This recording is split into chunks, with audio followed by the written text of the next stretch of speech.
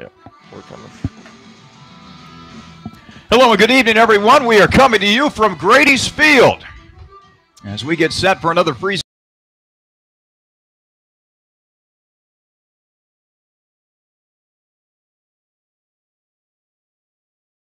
Riley, don't worry, I am here for you. I'll be doing play-by-play honors after you had to do play-by-play for the road trip up in Muskegon. You guys got back to so I'll help you out, partner. Thank you very much. I appreciate it. So tonight, the Scouts are going to be taking on the Richmond Jazz. On the mound tonight for the Scouts is going to be the left-hander Ryan Moeller. Moeller, in his last start, struggled mightily, particularly with his control. The last time we saw him, that was back on, let's see here. Well, actually, he pitched an inning against the Clippers the other night. One inning, he struck out a batter and walked nobody. But the last time he started, you got to go back to June the 23rd when he made a start at Irish Hills. Only lasted 3 2/3 in that game, in which he gave up 7 earned runs, 8 total on 6 hits, walked 4, and struck out 1. So, Riley, it goes without saying that Ryan Moeller is looking for a much better start here tonight here in Xenia. Yeah, and it's going to start with his control. That's been one thing that's really ailed him so far this year. He lets a few walks go by, then a couple hits come through, and that's what scores runs against Moeller. So he needs to get outs instead of giving free bases out to the Jazz today. So now Jacob Burlingame will come to the plate. He will lead things off. The center fielder for the Jazz. Our home plate umpire is Joe Kimbrough, and the guy on the bases is Brandon Kidwell. First pitch. Mr. Kimbrough calls for a strike, and we are underway here in Xenia. That's where it's going to start for Ryan Moeller. He's going to have to throw first pitch strikes and get ahead of batters.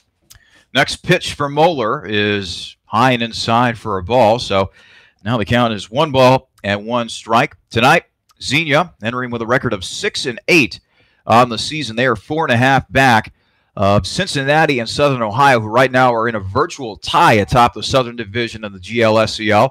As that pitch is taken for a strike, 1-2 the count on Burlingame. Meanwhile, Richmond, they are 6-9 on the season. They're 5.5 back of both Southern Ohio and Cincinnati.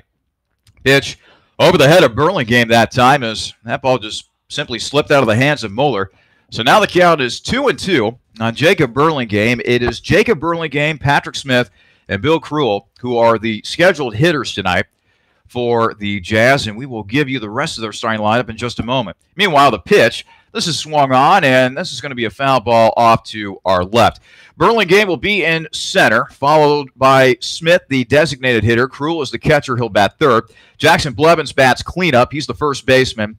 Jared Kengott will bat fifth. He's at third. And then Robbie McGaha, he is in right field tonight. He'll bat sixth. The second baseman, Cooper Denny, bats seventh. Austin Turner, the shortstop, is the eighth batter. And Jared Wolf, the left fielder, will bat ninth. There's a fly ball out to left field. And Luke Boylston is able to make the play for the Scouts. 1 gone here in the top half of the first. Moeller doing a good job pitching to contact there, getting a fly, not a hard hit fly ball right to his fielder. So good job by Moeller. Good start. So Patrick Smith will come to the plate. Meanwhile, here's how the Scouts defense looks tonight. From left to right field, it's Boylston, Chambers, and Wright. Darnell is the third baseman. Orlando at shortstop as this pitch is swung on and hit over the head of Orlando into left field for a base hit. So Patrick Smith, the designated hitter, with a clean base hit out to left field. That is the first hit for either side.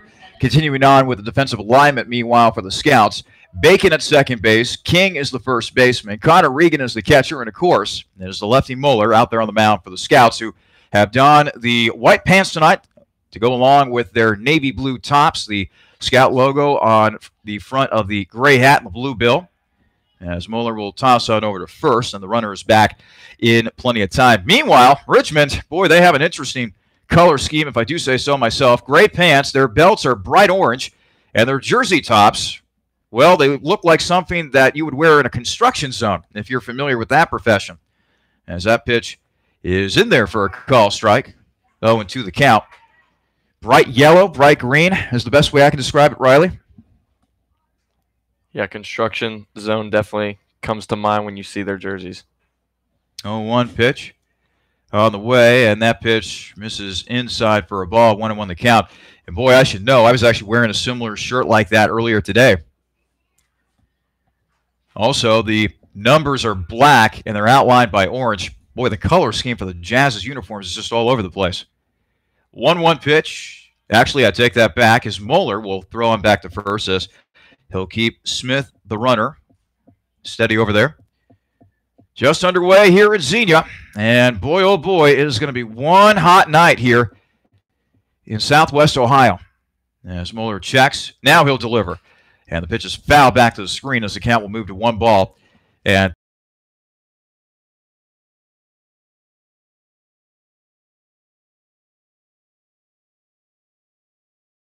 hot tonight. Well, it's only going to get hotter this weekend with temperatures, at least regular temperatures, pushing into the mid-90s. And trust me, the Midwestern humidity is going to make it a little more toasty than that, I am sure. 1-2 pitch on the way.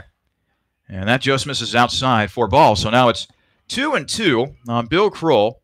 Pretty soon, Patrick Smith, the designated hitter who singled earlier in this inning, will take his lead off of first. Meanwhile, Moeller bends in, gets his sign. He is ready. He'll check the runner first. Now he'll deliver the 2-2, and that is swung back to the screen. So count remain at 2 balls and 2 strikes. Plenty of sunshine. So a couple clouds up in the blue sky today, but not too much. Unlike, seems like the last couple weeks where we had to dodge rain clouds, that will not be the case for us, at least for the next week or so, at least according to the latest forecast. Now, a lot of times that could change as Moeller bluffs a throw over to first base. Kroll, the Jazz catcher, waiting on the 2-2 for Moeller. Here it is, and that's high. Throw down to second, and it gets away from the second baseman, Bacon. It's a clean steal that time for Patrick Smith, as now the Jazz have a runner in scoring position. Moeller here wants to be very careful with this next pitch. Doesn't want to walk this batter and get runners on first and second with Jackson Blevins coming up to the plate and the cleanup hitter. So now a full count. 3 balls, 2 strikes to Bill Kroll. Smith off of second. Moeller looks back to second. Now delivers. And this is popped way up in the air. Out to right field. Right is under it. And he makes the catch for the second out. A good pitch by Moeller there, forcing that pop-up to go sky high. Usually when you get a pop-up to go that high, fielders should be able to make the play, and that's what Carson Wright did. So now it'll be up to Jackson Blevins to keep this inning going for Richmond. Meanwhile, Moeller would like nothing more than to keep the Jazz off the scoreboard and, like we mentioned at the top, get off to a better start in this start on the mound than he did against Irish Hills, where his control was simply all over the place. Pitch is in there for a call strike as the count moves to 0-1. And so far, Moeller has been dealing with the breaking stuff, some of the off-speed stuff. The pitch that he probably was not able to control all that much against Irish Hills, at least from my perspective, was the fastball. The fastball was often high and wasn't really hitting the spot, as this pitch is hit way up in the air. Orlando will go out to shallow left field and make the catch. So the Jazz get a hit, but they leave that man on base. Jazz nothing. We head to the bottom half of the first with the Scouts getting set to bat for the first time tonight. You're listening to Xenia Scouts Baseball here on the Xenia Scouts Radio Network.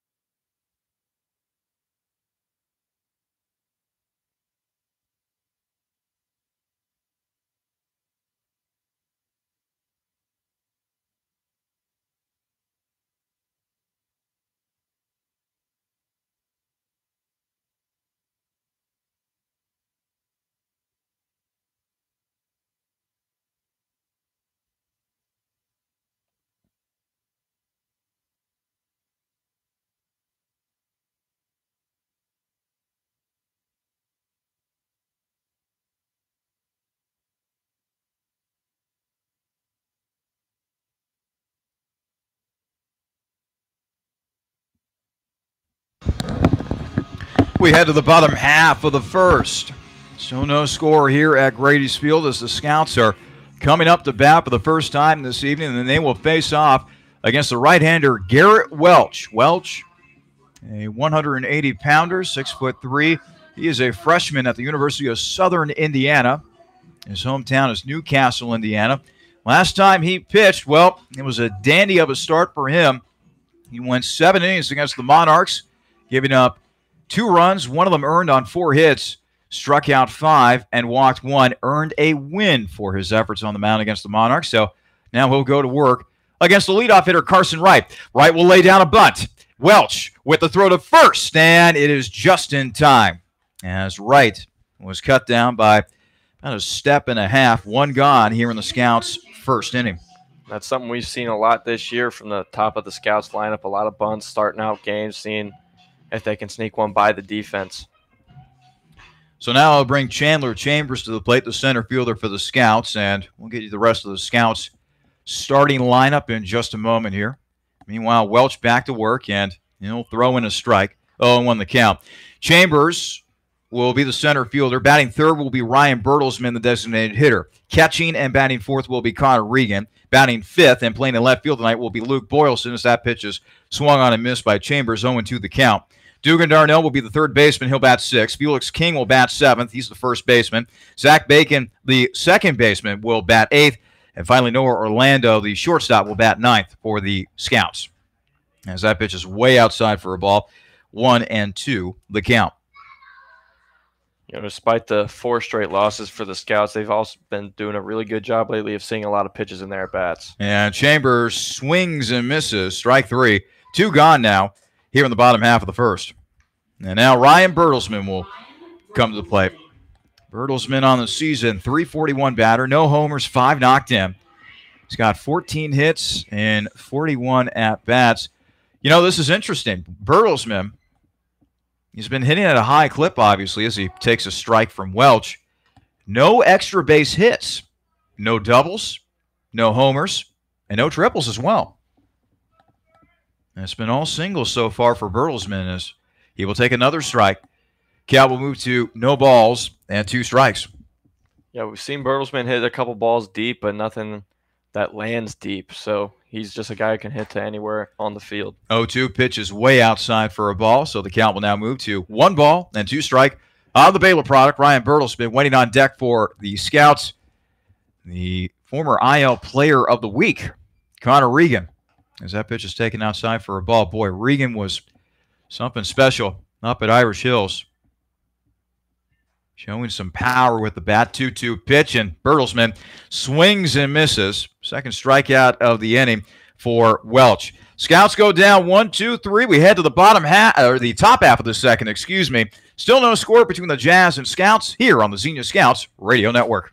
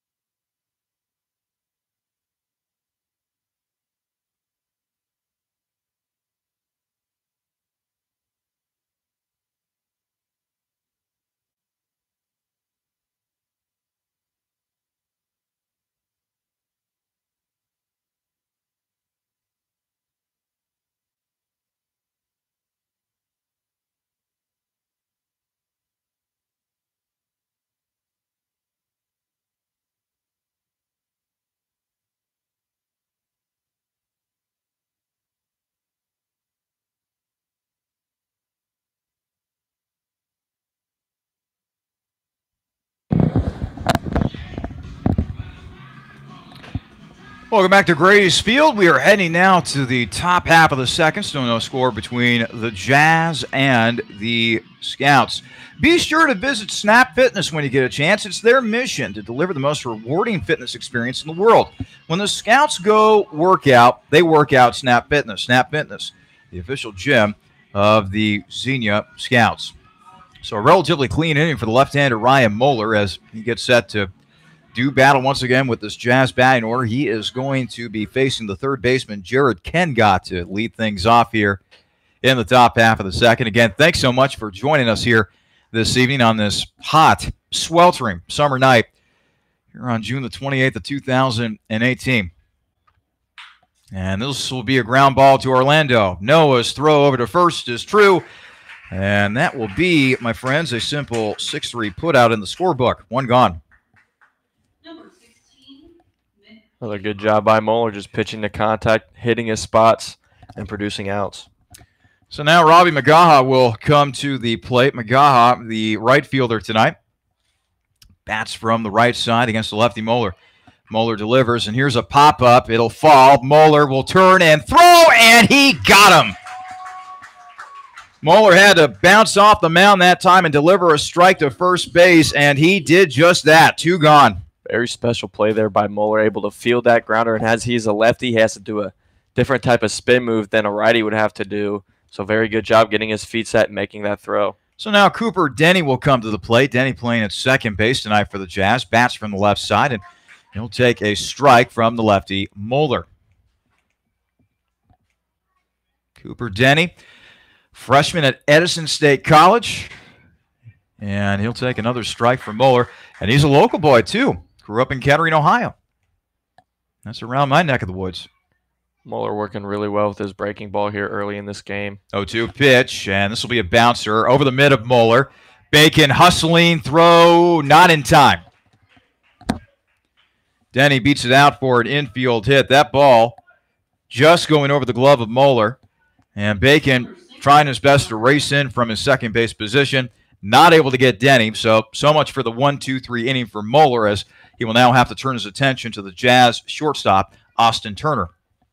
And Moeller shouldn't dwell too much on that. That was a very softly hit ball. Got the ground ball he wanted. It was just too slow of a roller for Bacon to get there in time and make a throw. So now Austin Turner will take a turn at bat here for the Jazz. He's a 5'11", 170-pound sophomore at Indiana Wesleyan University, a native of Richmond, Indiana.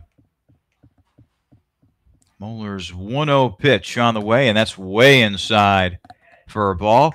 Count now moves to 2-0 for Austin Turner. And Turner on the season batting 167, no homers, 3 knocked in. So Moeller will now look in once again.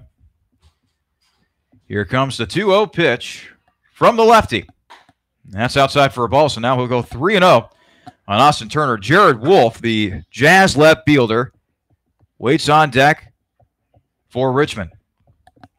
Moeller definitely doesn't want to give up this easy walk here. He wants to try to come back, so be looking for him to deliver a fastball here. 3-0 pitch on the way, and fastball it was, partner, as he was able to get it in there for a call strike. 3-1 the count. Moeller just needs to set in. He got that strike. He needs to deliver another one here and get out of this inning. Turner ready to go. 3-1. Up high for a ball. So that'll be the first walk of the night for Moeller as Turner will trot on down to first. Denny, as a result of that play, will move up to second. So now Jared Wolf will come to bat. Wolf playing in left field this evening. He will bat from the left side against the lefty Moeller. Wolf hails from Terre Haute, Indiana. Goes to Wabash College. Pitch is in there for a call strike. Let's see here. Terre Haute, Indiana. That's where Indiana State is, correct? I believe so. Okay. Indiana State, of course, famous for having a guy by the name of Larry Bird play basketball. Led them to a miracle run to the national championship game in 1979 where they were defeated by guy by the name of Irvin Johnson, great player for Michigan State, turned out to be quite the magical player for the Los Angeles Lakers later on in his pro careers. Moeller delivers a strike, 1-1 the count.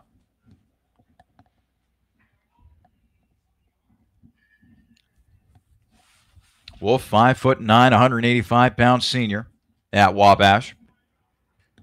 Still working here against the lefty Moeller. Moeller taking his time. Now he delivers, and that pitch catches the inside corner for a call strike as the count moves to 1 ball and 2 strikes. Wolf, a 206 batter, no homers, and a run batted in.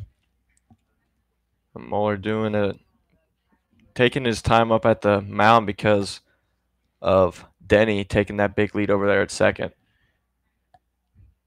Moeller with a 1-2 pitch. Man, that's outside for a ball. As that pitch kind of floated in there. 2-2 the count on Jared Wolf. Jazz trying to break through here with runners at first and second and 2 out here in the top half of the second. Moeller looks back to second. And now he'll step off. And that was very questionable little step off there. Moeller had to make sure he stepped off with his left foot because that could be a balk otherwise. And I think he did, but he did do a little shuffle step there. So we'll need to be careful about that because an ump can call that at any time. 2-2 is fouled back towards us, back to the screen, as a matter of fact, as the count will remain at 2 balls and 2 strikes. Noah Orlando has definitely been active back there, shuffling his feet, trying to fake out the runner at second, that being Cooper Denny. It's a good job by Orlando doing that, and he also needs to make sure he gets back into his position at time to possibly make a play. Moeller with the pitch, and that is going to hit the batter. So, boy, it looked like it was going to be smooth sailing here for Moeller as he retired the first 2 batters of this frame, but since then, single, walk, and now a batter hit by a pitch. Bases are now loaded for the Jazz, 2 out. And now their leadoff man, Jacob Burlingame, will come to the plate once again. He flew out to left field his last time up. Moeller just needs to get back to his mechanics here. Kind of lost his ending a little bit, but can still come away unscathed if he can get this out here. So Moeller sets and throws.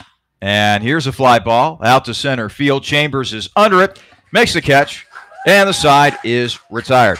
So the Jazz, they load the bases, but nobody scores thanks to the pitching of Moeller.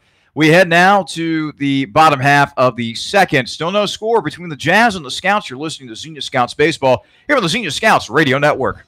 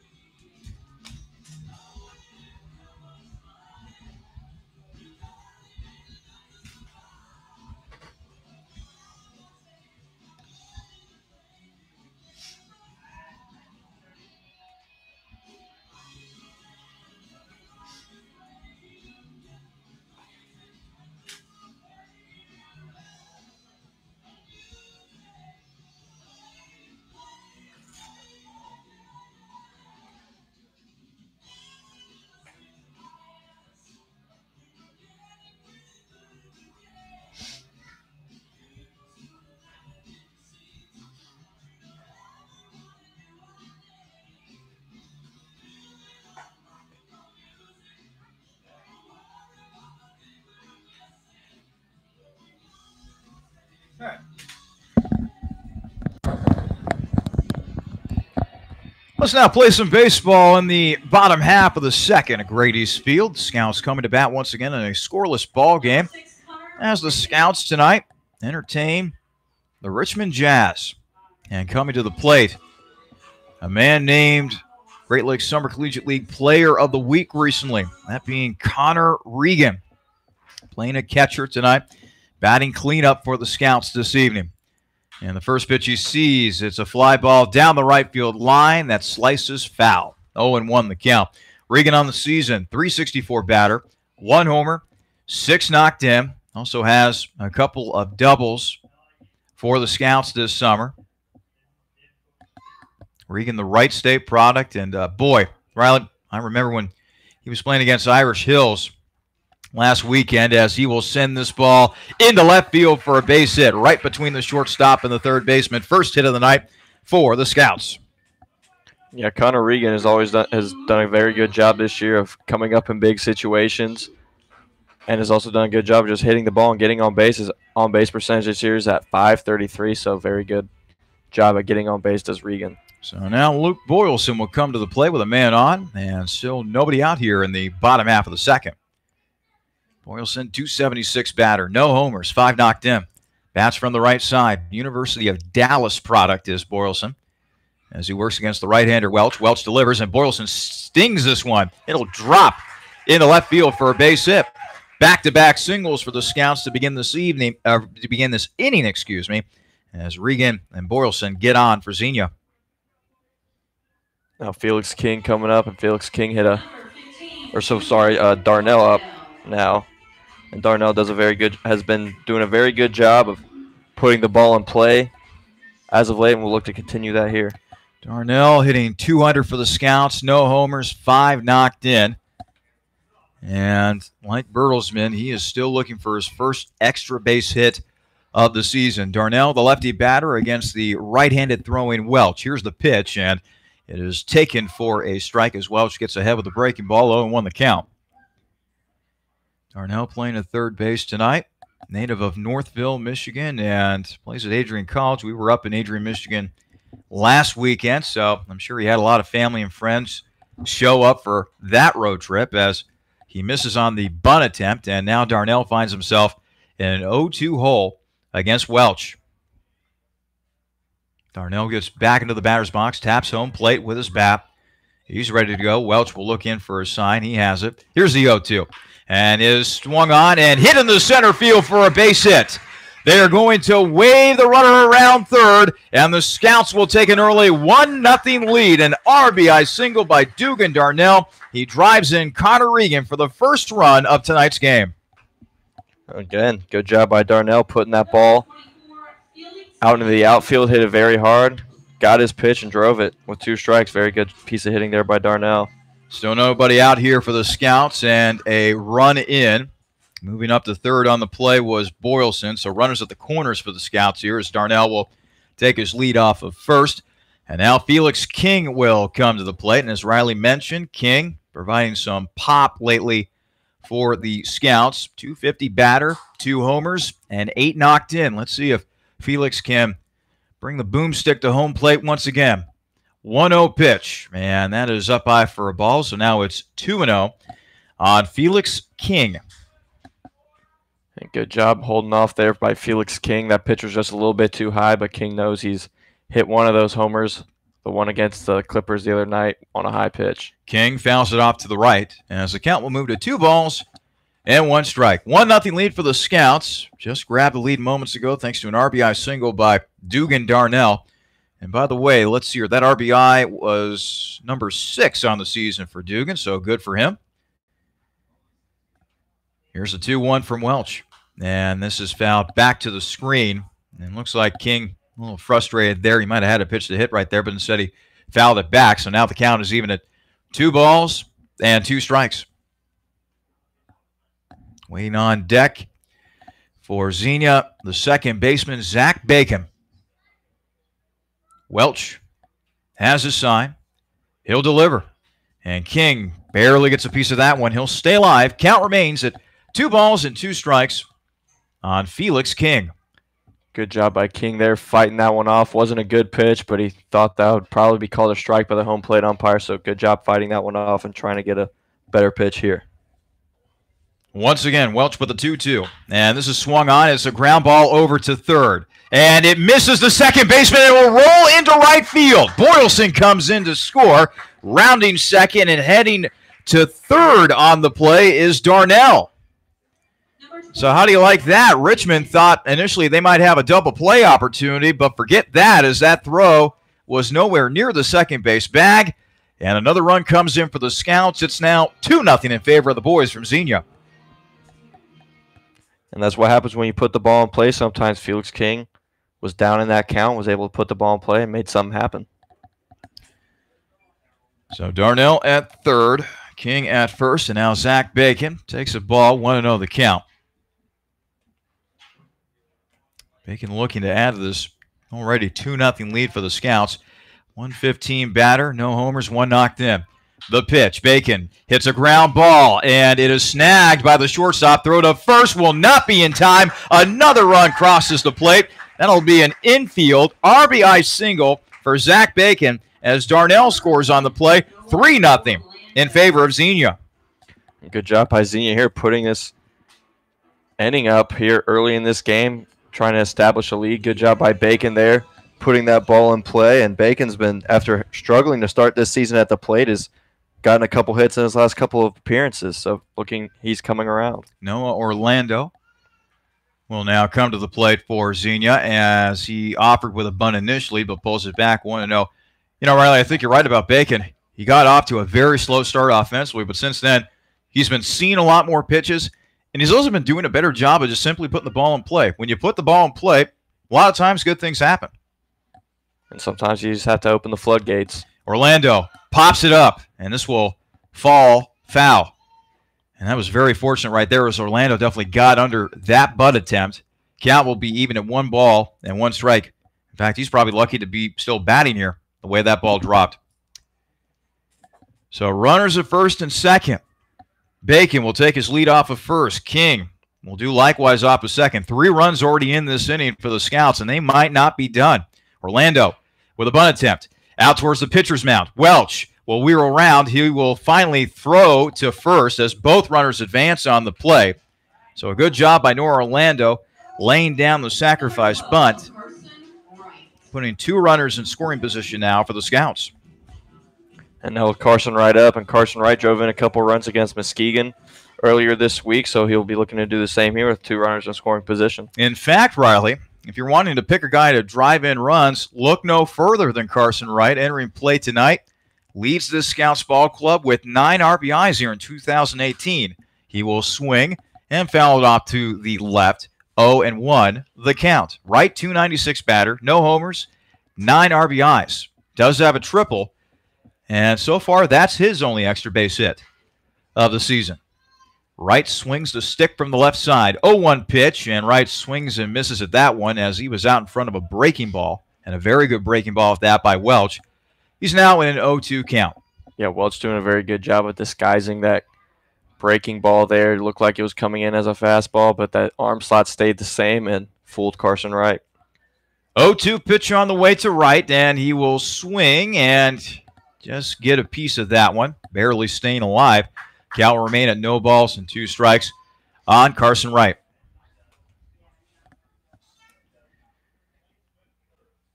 Wright hails from Lipscomb University over in the Nashville, Tennessee area. 5'10", 165 pounds. Welch with the windup and the pitch. And that is in there for a called strike 3 down to the inside corner. Wright not exactly in love with that call, but he will be forced to take a seat nonetheless. 2 down. Number 16, Chandler Chambers. So now it's on Chambers here to try to bring these last 2 runners in and try to create a big 5-0 lead for the Scouts. King at third, Bacon at second, as Chambers will take a ball in the turf. 1-0 the count. Welch bouncing that last pitch up there. Chambers struck out swinging his last time up.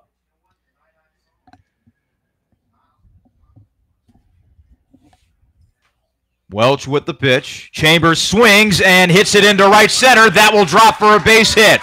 And a couple runs are going to score on this play. Chambers slides in the second. A 2-run single, or double, I should say, for Chambers.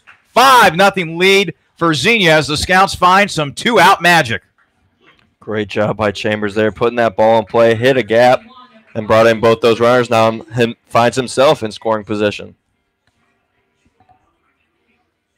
Well, a very productive inning for Xenia, and they still have a chance to add to it if they can, as Ryan Bertelsman will come to the plate, and Bertelsman with a ground ball collected easily by the catcher Cruel, and that will end the inning for the Scouts. But, boy, what an inning for the boys from Xenia as they are able to put up 5 runs. They do so on 4 base hits, and they leave a man on base. We head to the top half of the third. It is Xenia 5, Richmond nothing. You're listening to Xenia Scouts Baseball here on the Xenia Scouts Radio Network.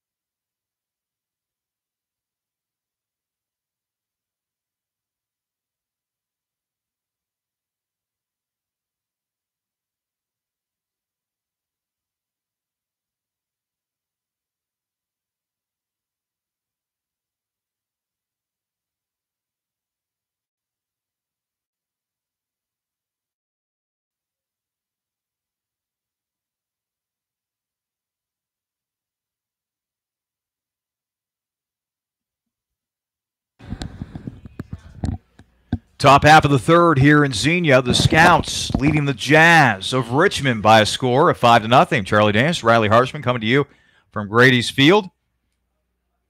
Addo's starting to creep in here a bit as the Jazz come to bat once again. It'll be Patrick Smith, the designated hitter, who will lead things off for Richmond.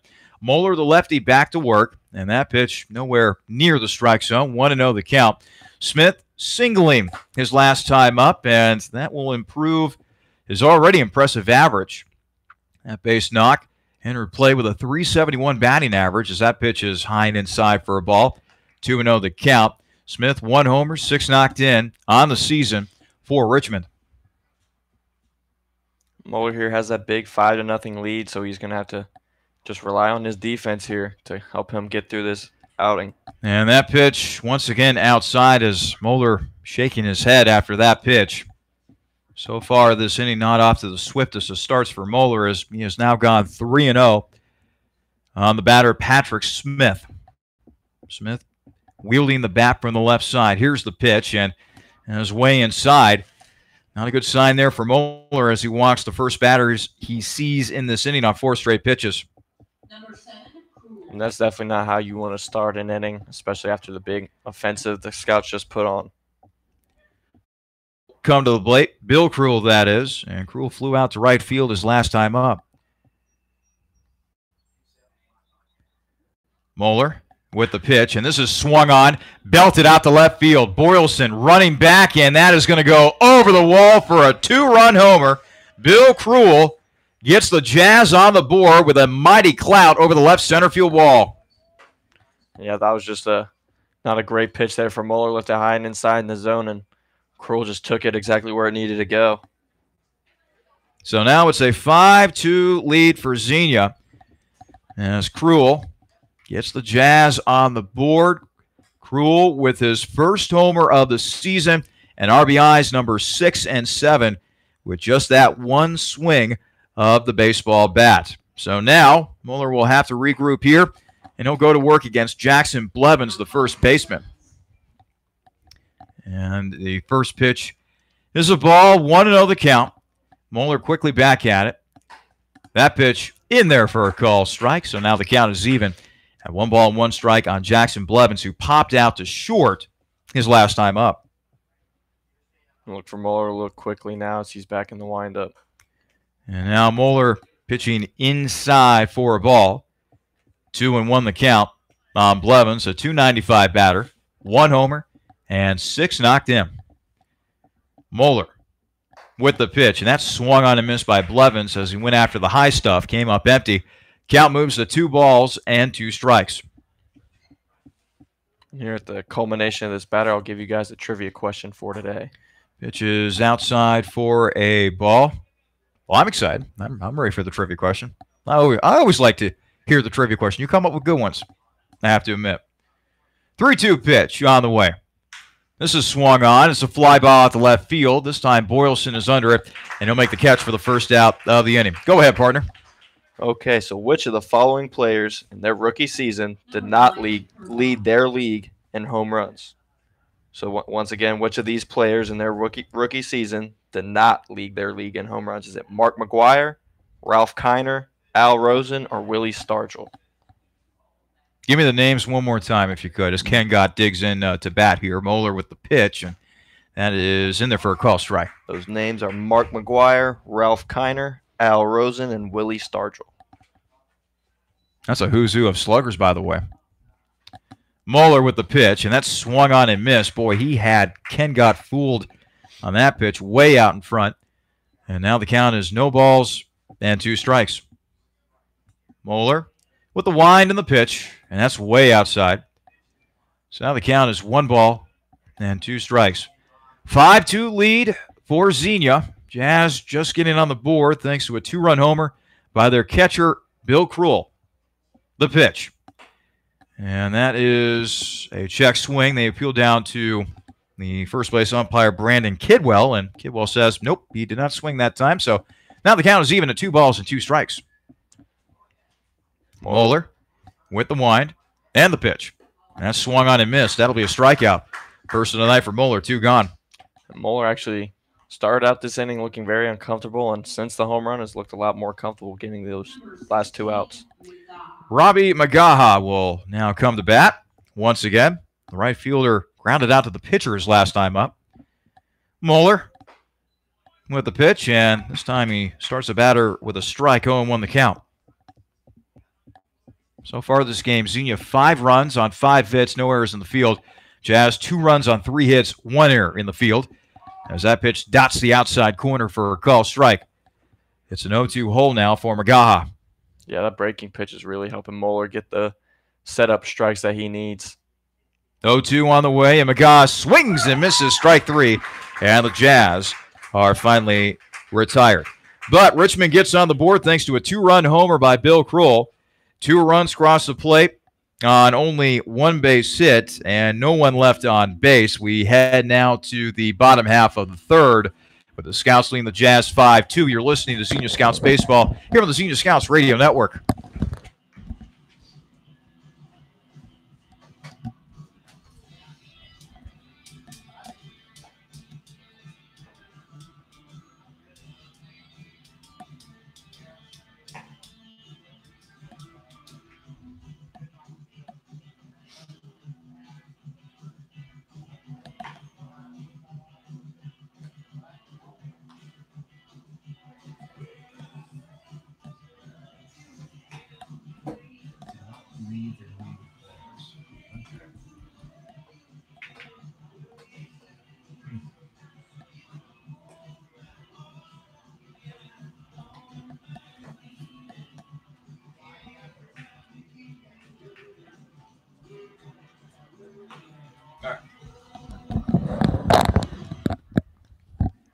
Bottom half of the third here at Grady's Field.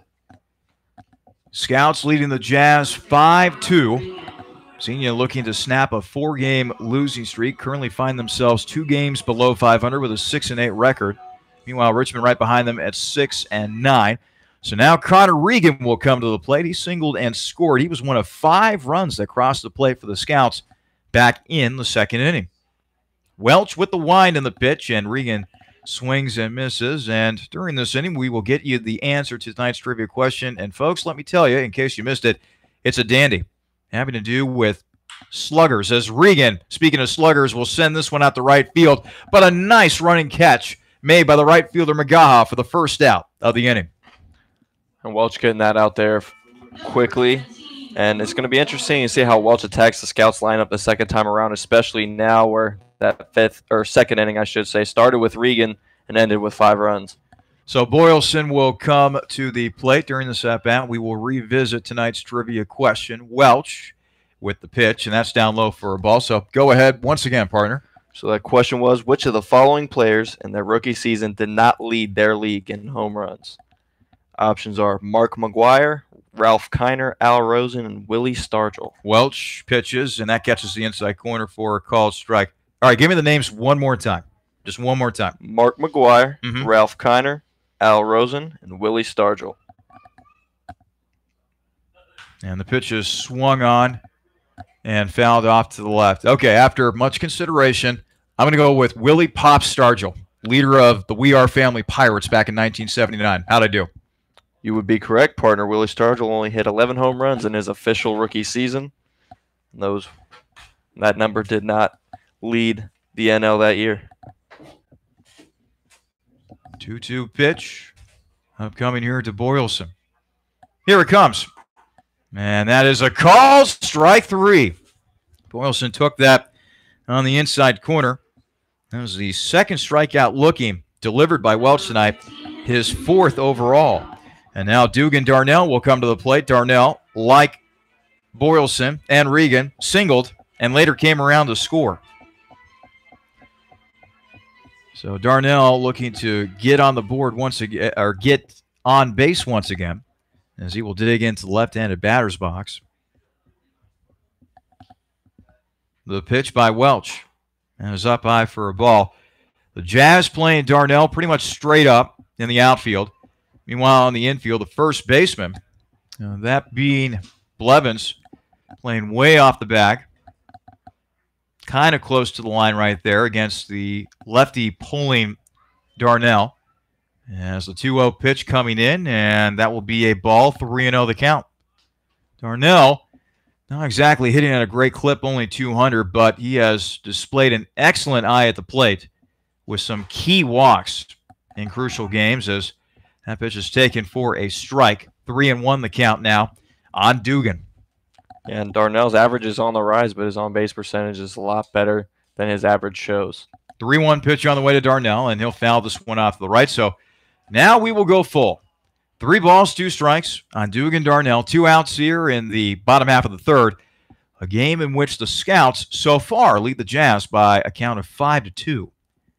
Welch, the right-hander, has his sign. He'll wind and deal, and Darnell will swing and send a fly ball out to center field. And that baby is going to drop in no man's land. How about that? That thing seemed like was up in the air for eternity, but then just took a straight nosedive down.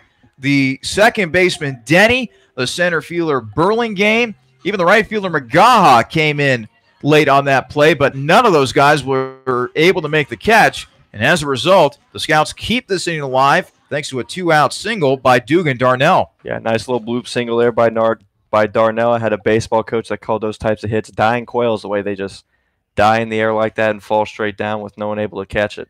So an opportunity here for Felix King, as he will now bat this inning.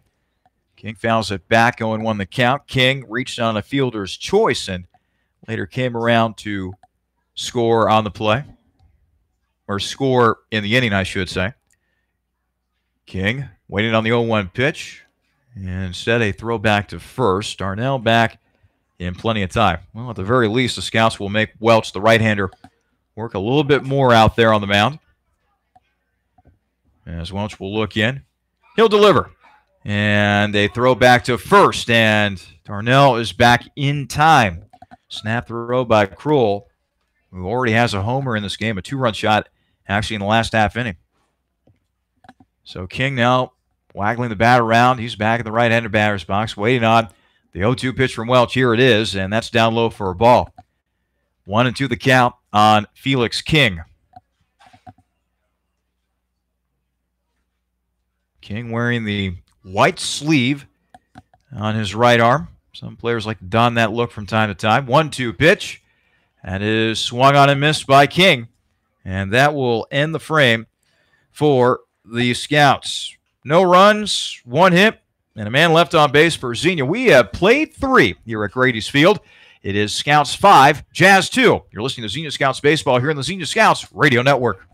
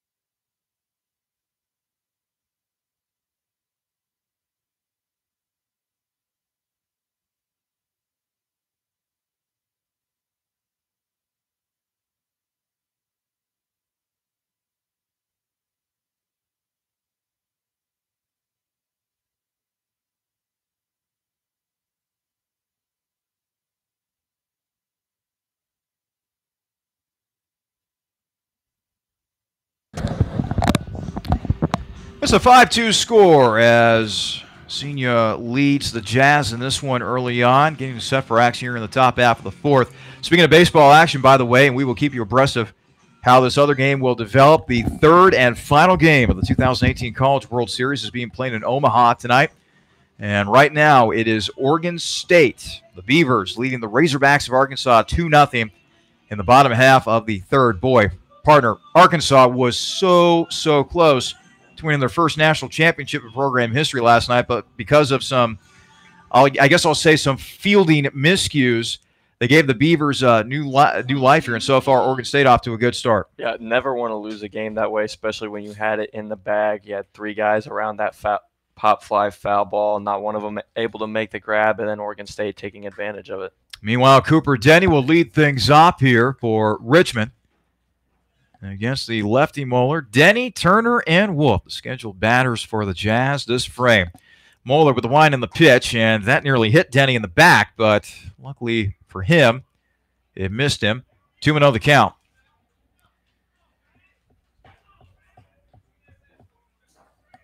Moeller with the pitch, and that's in there for a call strike. 2-1 the count. On the second baseman, Cooper Denny. Denny had that infield single his last time up on that soft ground ball. Denny sends a fly ball out to center. Chambers under it and making the catch for the first out. So another good job by Moeller. Pitching to contact, getting easy outs, getting his defense involved, and they're delivering today. So now Austin Turner coming to the plate. Turner, his first time up, walked. He is the shortstop tonight for the Richmond Jazz. Shadows continue to creep in here. Continues to be oppressively hot here tonight. It's only going to get worse during the weekend. So that pitch is swung on and missed. 0-1 the count. Scouts have a home game tomorrow. Same start time at 7:05 as Turner awkwardly tried to butt that pitch. Did he offer? No. Appeal down to the first base umpire. No, he did not attempt a bunt on that pitch. So now it is 1-1, the count on Austin Turner. Next pitch, up high for a ball for Moeller. 2-1 the count now.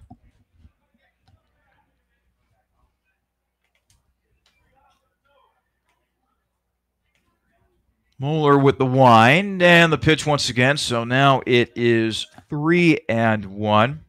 These two teams will be back at it tomorrow night. Same place, same start time, 7:05 here at Graves Field. As Moeller winds and deals, and that's swung on and missed. Cal will now go full. 3 balls and 2 strikes on Austin Turner. And then after they get done playing one another, the Scouts and the Jazz will go their separate ways as Moeller delivers, and that pitch is outside for a ball. So now Turner will trot on down to first via the walk. The Scouts, they are going to be on the road. They're going to be heading to Newark, Ohio to take on the Licking County Settlers. And let's see, partner, if I have my times correct here, Game 1 is supposed to start at 12:05. Second game is tentatively scheduled for a 3:05 first pitch. So we'll have plenty of day baseball for you. Coming from Newark, Ohio, is the throw to first.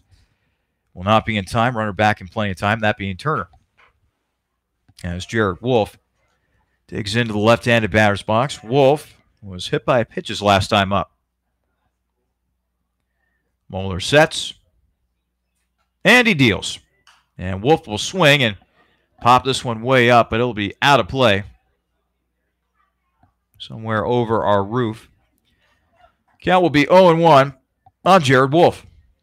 You know, Austin Turner and Jared Wolf, the 8-9 hitters for the Jazz today, don't have the best averages on the team, so Moeller really wants to dominate those guys and keep those averages low, especially if they're struggling at the plate.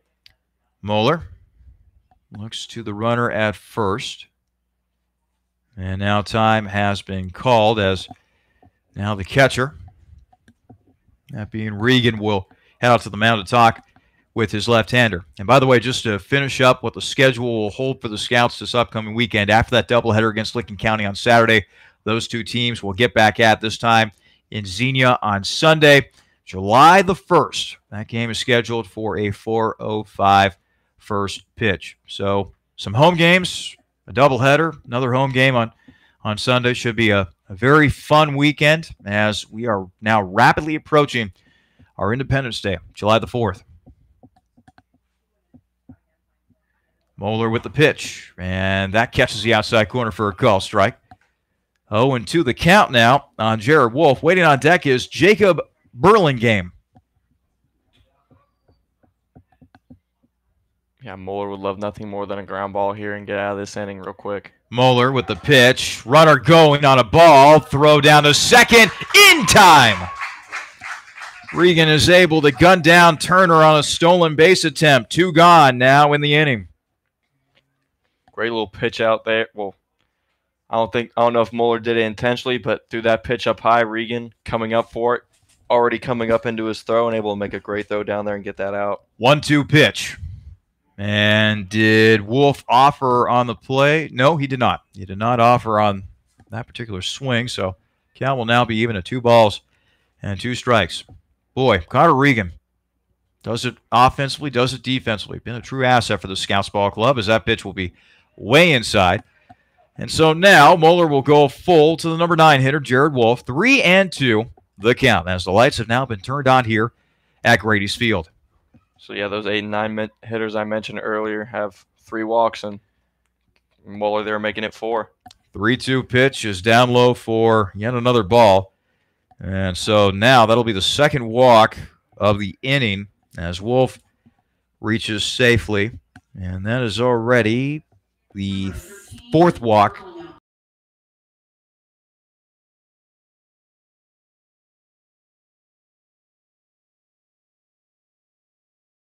Coming up later this inning, by the way, we will get you caught up with scores around the Great Lakes Summer Collegiate League.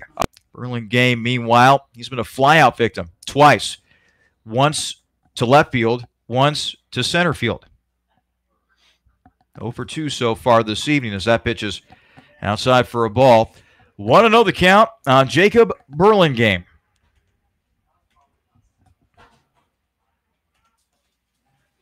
Burlingame was leading this team in batting average coming into the day, so Moeller doing a good job stopping the best hitter on this team.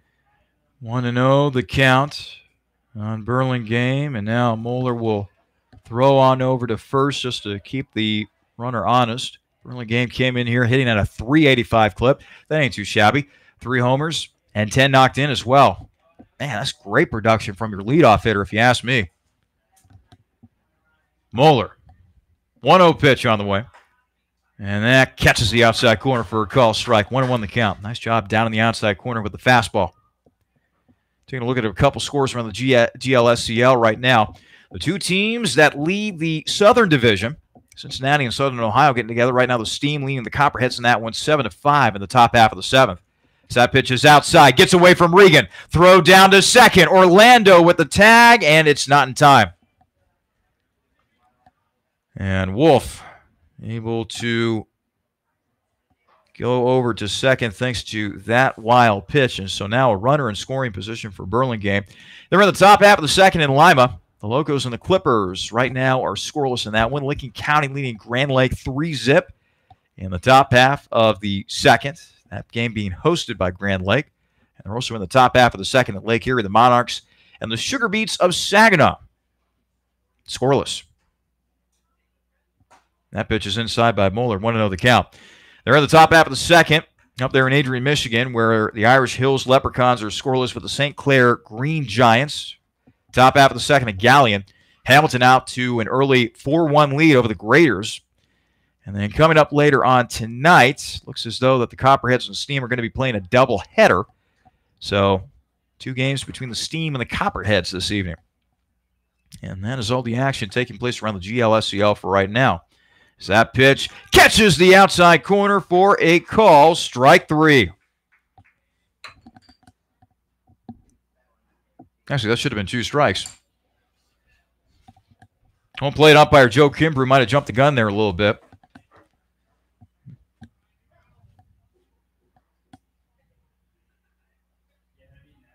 So here comes the 3-2 pitch instead. Moeller with the pitch. That will find its way into right field. They're going to send the runner. We're going to have a play at the plate. The throw, and Regan with the tag. He's not in time. Scoring on the play is Jared Wolf. It's an RBI single for Jacob Burlingame, and now the Jazz move to within 2 of the Scouts, 5-3 in favor of Xenia. There, that walk that Mueller gave up to the 9-hitter Wolf there with 2 outs, coming back to haunt him. So Burlingame gets to add to his already impressive RBI total. That now gives him 11 on the season. And now Patrick Smith gets a turn at bat here for the Jazz, here in the top half of the 4th, as he will violently foul that one off to the left. 0-1 the count on Smith, who has already singled and walked and scored in this game. A 5-3 lead for the Scouts, as the Jazz are slowly but surely chipping away at what was at one time a 5-0 lead for the boys from Xenia. Moeller with the pitch. That floats in there and barely misses the inside corner. Count now at 1 ball, then 1 strike. That was a good breaking pitch there by Mueller on the left-handed hitting. Smith, look for him to keep setting that up. The umpire strike zone will get bigger as this game goes on. 1-1 pitch on the way, and this is bounced towards first. That'll be foul. So now the count is 1 ball and 1 strike on Patrick Smith. Moeller's had to labor quite a bit here in the top half of the 4th. Where do you have his pitch count right now, Riley? He's probably over 60 pitches at this point here in the 4th. So the pitch count's starting to increase a little bit for the lefty. Here's another pitch, and that just misses. Mueller really wanted that one. It was a nice slider. I thought it caught the zone. Home plate umpire disagrees, but Mueller's going to have to forget about that pitch and deliver another one here. 2 balls, 2 strikes on Jacob Burlingame. Already 1 run in this inning for the Jazz. Here's the pitch, and is swung on out to second. Throw over to first is in time, and that is how the inning will end for the Jazz. But they do get a run on the RBI single by Burlingame. 1 run on 1 hit, and a man left on base for the Jazz. We head to the bottom half of the 4th with the Scouts leading the Jazz 5-3 here on the Xenia Scouts Radio Network.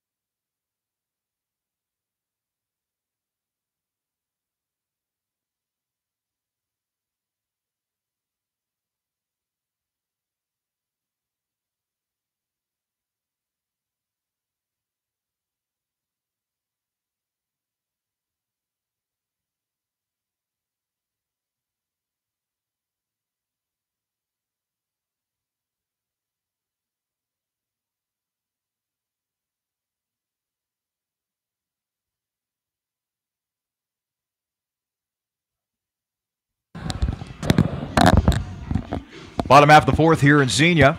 Scouts leading the Jazz 5-3. This is the first game of what will turn out to be a 2-game set between both of these clubs. They will be back at it tomorrow night here on this same field. First pitch is scheduled for 7:05, just like tonight's first pitch. So same team, same start time here at Grady's Field. In the meantime, Zach Bacon will now come to the plate for the Scouts. It'll be the 8, 9, and 1 hitters for Xenia to begin this frame. Bacon singled and scored his last time up. Here's the pitch, and that is down low for a ball. 1-0 the count, as the right-hander Garrett Welch continues to work up there on the hill for Richmond. Here's the 0-1, and that's down low for a ball. 1-1 the count now. Zach Bacon, defense playing him straight up. Off the outfield, the infield. Not really pulling for a pole type of situation, or even a hitting it the other way. Sometimes there are shifts for players like that. as Bacon takes a strike. 1 ball and 2 strikes on the Scouts' second sacker. Welch with another pitch, and Bacon will swing and miss at that one. I thought that was going to be strike 3, but it turns out it's 2 balls and 2 strikes. Next pitch, and Bacon swings. That'll be a ground ball over to second. Throw to first will be in time as Denny makes the play for Richmond. 1 gone.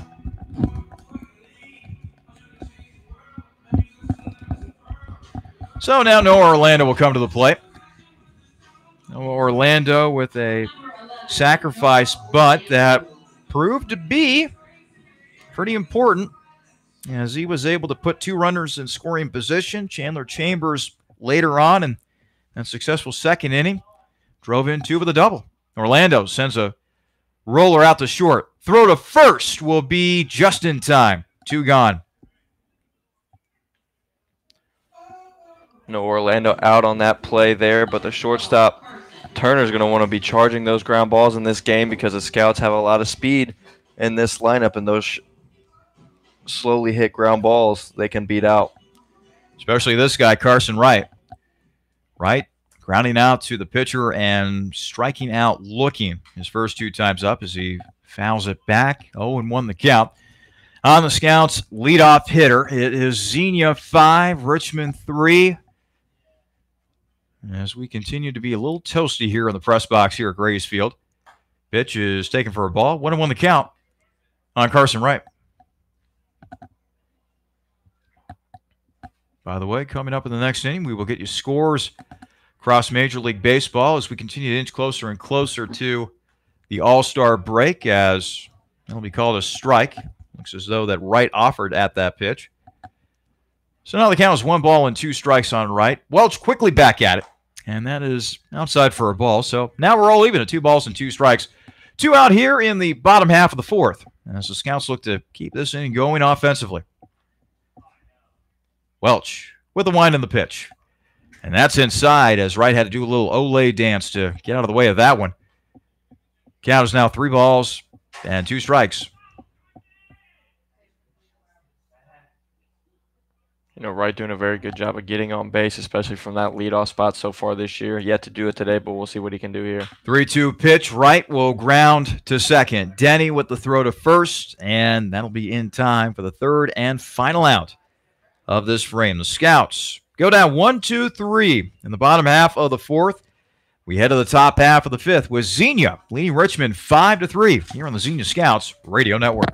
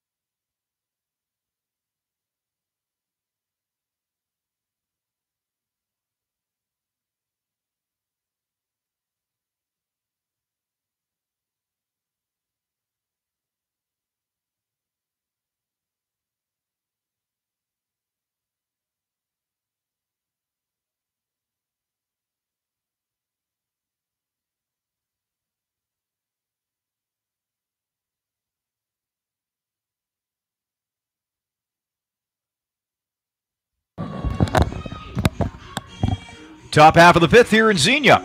The Scouts leading the Jazz 5-3 alongside Riley Harshman. I'm Charlie Dames. You're listening to Xenia Scouts Baseball here on the Xenia Scouts Radio Network, and we are so glad to have you along for the ride as the Scouts are aiming to snap a 4-game losing streak tonight. And during this inning, we will get you caught up with some action taking place across Major League Baseball. In fact, we actually have a couple of finals to pass along to you from earlier day action around the major, so stay tuned for that. Meanwhile, coming to bat for the Jazz is a man that put him on the board to begin this game, that being Bill Krul. Krul taking a pitch outside for a ball, 1-0 the count. Krul with a 2-run homer back in the third inning. First 2 runs of the game for Richmond as he hit that ball over the left center field wall. And it was a deep shot as well. So he'll take another ball from Moeller. 2-0. The count on Bill Kroll. Kroll will take another ball. And so now it's 3-0 on the Richmond backstop. Moeller being very cautious with Kroll here because of the home run, but I don't think Moeller should be afraid of him. I think he needs to go at him. Kroll will now pop it way up there. Calling for it will be Chambers, the center fielder, and he'll make the catch for the first out. You got to think Kroll's coach will not be too happy with him there with a 3-0 count, and he skied a pop up like that. So with 1 gone now, Jackson Blevins will come to the plate. He's 0 for 2 on the night so far, popping out the shortstop and flying out to left field. Moeller with the wind and the pitch. And that is swung on and missed as Blevins didn't really put a lot behind that swing that time. 0-1 the count. As promised, some scores around Major League Baseball. Moeller, meanwhile, with the 0-1 pitch, and that's swung on, and this will be a foul ball down the right field line as that will land somewhere in the vicinity of the Jazz bullpen. Rockies outlasting the Giants today, I should say, by a final of 9-8. Cubs all over the Dodgers, 11-5 out in L.A. Extra innings played in Baltimore. The Mariners triumphing over the Orioles 4-2 in that game.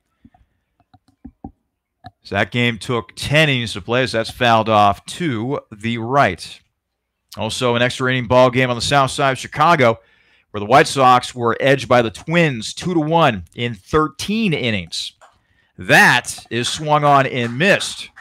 That is a strikeout. 2 gone here in the 5th for the Jazz, and now Jared Kengott will come to the plate for Richmond. Another final to pass along to you. Athletics double up the Tigers 4-2 in Detroit. The Diamondbacks blank the Marlins in Miami 4-0. Those are all the finals around Major League Baseball. And then a couple other games still taking place, as this will be a foul ball off to the right. 0-1 the count. Top of the 4th in Philadelphia. The Phillies leading the Nationals 2-1. It's the top half of the 5th in St. Petersburg, Florida, where the Tampa Bay Rays are scoreless with the Houston Astros. Bottom half of the 4th at Fenway Park. The Red Sox trailing the LA Angels 1-0 in that one as that pitch is down low for a ball. And finally, ball game taking place in the Queen City of Cincinnati, Ohio. The Reds currently leading the Brewers in that one 4-2, bottom half of the 3rd. 1-1 pitch. Looks as though it hit the batter, Kengott, somewhere in the ankle vicinity. So that'll be the second time that a batter will have been hit by the left-hander, Moeller, keeping the inning alive for the Jazz here and bringing Robbie McGaha to the plate. Moeller's got to do his job and quickly forget about that one. When last time he walked a man with 2 outs back in that 4th inning, it was Jared Wolf, and he ended up scoring. So Moeller does not want to let that free base come back and haunt him again. So Moeller with the pitch, and McGaha swings and misses 0-1 the count. And I've noticed ever since Connor Regan threw out Austin Turner there back in the 4th as well, the leads over at first have been a lot smaller. So this Jazz team fearing the arm of Regan.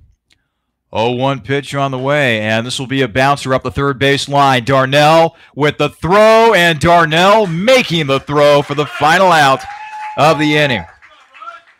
No runs, no hits, a man left for Richmond. Let's head to the bottom half of the 5th with the Scouts leading the Jazz 5-3 here on the Xenia Scouts Radio Network.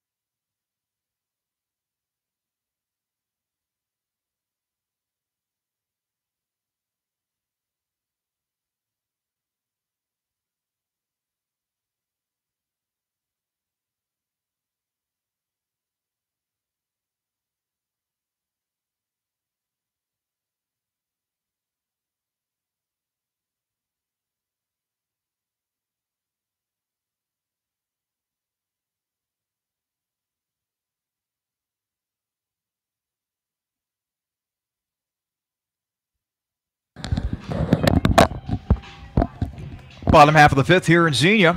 Scouts continue to lead the Jazz 5-3 in this game. Thursday night baseball here in Southwest Ohio as Chandler Chambers will come to the plate. Last time up, hit a 2-run double for the Scouts, part of that 5-run outburst back in the second inning. And consequently, that has been all the offense, at least from a run-scoring standpoint for Xenia so far, that 5-run frame back in the second. Chambers takes a pitch outside from Welch. The next dealing from Welch, it's grounded back to the mound. Welch with the snag, the throw over to first. And that will just be a simple 1-3 put-out in the scorebook. 1 gone. Good job by Welch there, fielding his position. A lost art amongst pitchers, but Welch there able to field that grounder coming right back to him. Up until this point, or up until this game, Welch had been having an excellent season for Richmond. Standing in for the Scouts will be Ryan Bertelsmann. He's 0 for 2 on the night. Last time up, he grounded out to the catcher. Welch on the year, 1-1 with a 1.52 earned run average. This will be his third start of the season. And Bertelsmann will swing and foul that one off to the right. Prior to tonight, in 17 2/3 innings pitched, he had struck out 9 and walked 8. But the Scouts tagging him for 5 runs in that second inning. It's allowed them to have the lead up to this point as Bertelsmann swings and hits a drive out to left center. This is going to rattle up against the wall. It'll hop over the wall. So that will be a ground rule double for Ryan Bertelsmann, his first extra base hit of the 2018 campaign. Must have heard us talking about his lack of an extra base hit this summer and delivering one right there as he was 0 for 2, able to get himself right in this game. Second double of the night for the Scouts, with the first coming via Chandler Chambers back in the second. So now Connor Regan will come to bat with a runner in scoring position and 1 out here in the bottom half of the fifth. Regan will take a pitch on the inside corner for a strike. Regan officially 1 for 2 on the night, singled and scored back in the second, and then flew out to right field back in the third. The pitch. That's down low for a ball. 1-1 the count. Thinking about going to third base was Bertelsmann, but he thought better of it and retreats back to second on the play. We know Bertelsmann's got wheels, so stealing third not out of the question here. Bertelsmann, a very good athlete. He has certainly displayed that for the Scouts here in 2018. Welch, meanwhile, getting back to work, working with a 1-1 count against Regan. Here's the pitch, and this will be a grounder. Back to Welch. Welch will throw over to first, and the throw will be in time. Second time that a Scouts player is grounded out to Welch. 2 gone. Here in the bottom half of the fifth, as moving up the third on the play was Bertelsmann, and now Luke Boylston will come to bat. He's got a runner 90 feet away from home plate. Yeah, Welch definitely being busy this inning with the 2 grounders, but Boylston, that pitch is in there for a strike, but that hit there by Regan almost served as a bunt. So now Boylston with the runner 90 feet away from scoring can definitely deliver an RBI here. Pitch is swung on, and Boylston hits it a mile. That's going to be way over the wall. A 2-run homer for Luke Boylston. 7-3 in favor of Xenia. Man, oh man, you want to talk about a ball that you knew was going to be gone just by the crack of the bat. Boylston got all of that one. A 2-run homer for Boylston. Boylston with a great job delivering with 2 outs for the Scouts on that pitch. We know Boylston has a lot of power. That was the first ball we really got to see him get a hold of, and boy, was it a treat. First homer of 2018 for Boylston. RBIs number 6 and 7. A 7-3 lead for Xenia. As Darnell will dig in now, and he will take a ball. Darnell with 2 singles. He's a perfect 2 for 2, and he's also scored a run in this game. So the Scouts offensively, as Darnell takes a strike, get some very timely hitting. 5-run second inning, and now that 2-run homer by Luke Boylston, as Bertelsmann came around to score on that particular play. Darnell, meanwhile, takes a ball. 2-1 the count.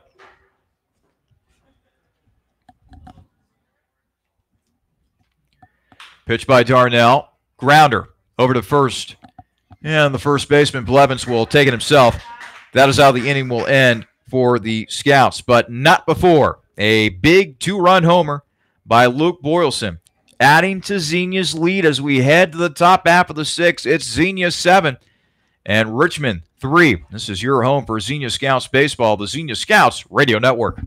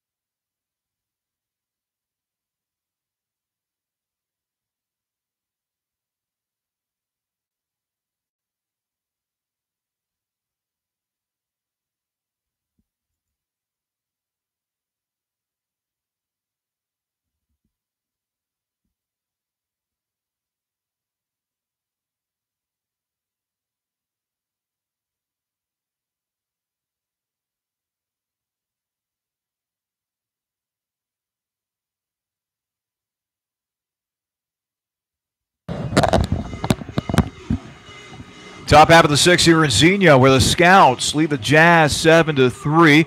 As many of you know, our broadcasts are on YouTube.com. If you are watching our broadcast right now, feel free to interact with us with that chat box that's located right next to the screen, which is currently showing the game at the moment. We love interacting with fans, with parents, guys that support the Xenia Scouts team. Feel free to chat with us during the broadcast.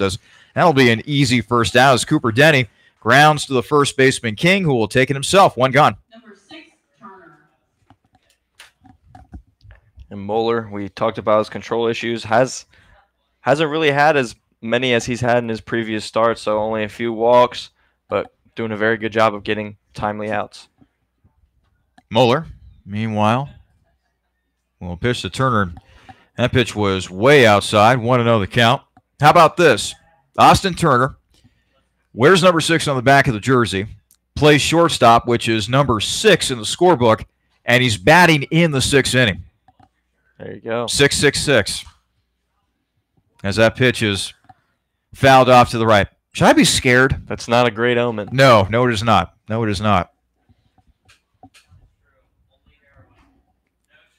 1-1 the count on Austin Turner. Moeller, meanwhile, boy, having a tough time hitting the strike zone right there.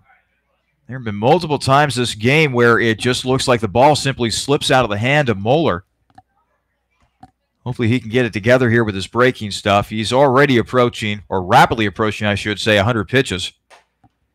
As that pitch is up high for a ball, 3-1 the count now on Austin Turner. Yeah, and those past couple pitches, Moeller is showing signs of fatigue as he is nearing 100 pitches. Also pitched last night.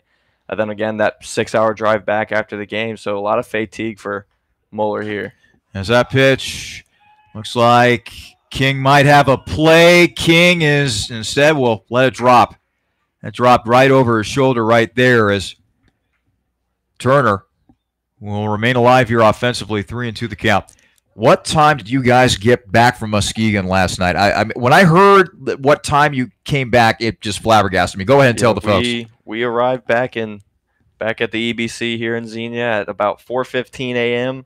I myself still had a 30-minute drive back home. I know a lot of guys had some drives back home. But you didn't get back here until 4:15 in the morning as that pitch is up high for a ball, and Turner earns himself a walk.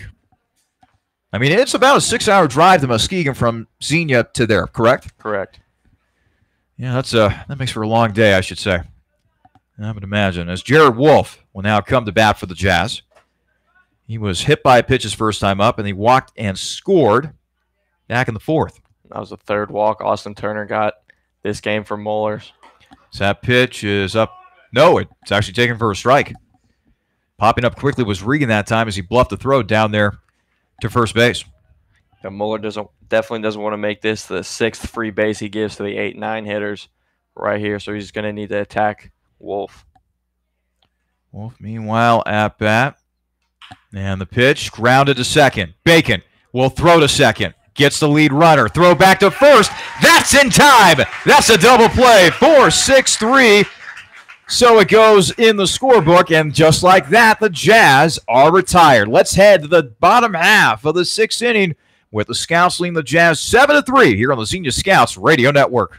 Special thanks to our sponsor, Snap Fitness. Thank you, Snap Fitness, for supporting your Xenia Scouts baseball. Everyone, step 101 on pitches. to this song.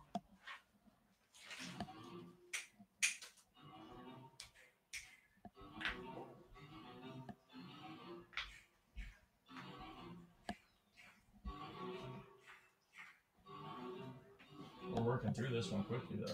Yeah, I say so. Hour and a half. We're already in the bottom of the sixth. Ooh, new guy. Okay. Lefty 35, I want to say.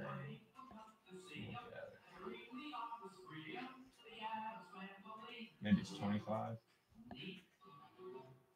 Yes, 25. Stephen Poplin. Okay. Steven or Stefan? That's a good point. Stefan's your So best judgment. I'll go go Stefan. Stefan. Yeah, with the A.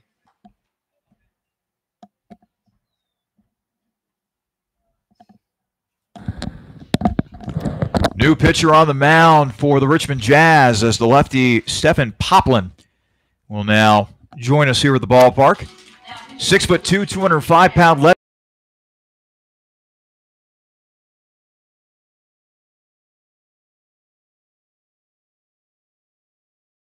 Football country. Valdez to begin this frame. A game in which the Scouts led the Jazz by a count of 7-3. Xenia getting most of their scoring in this game thanks to a 5-run second inning.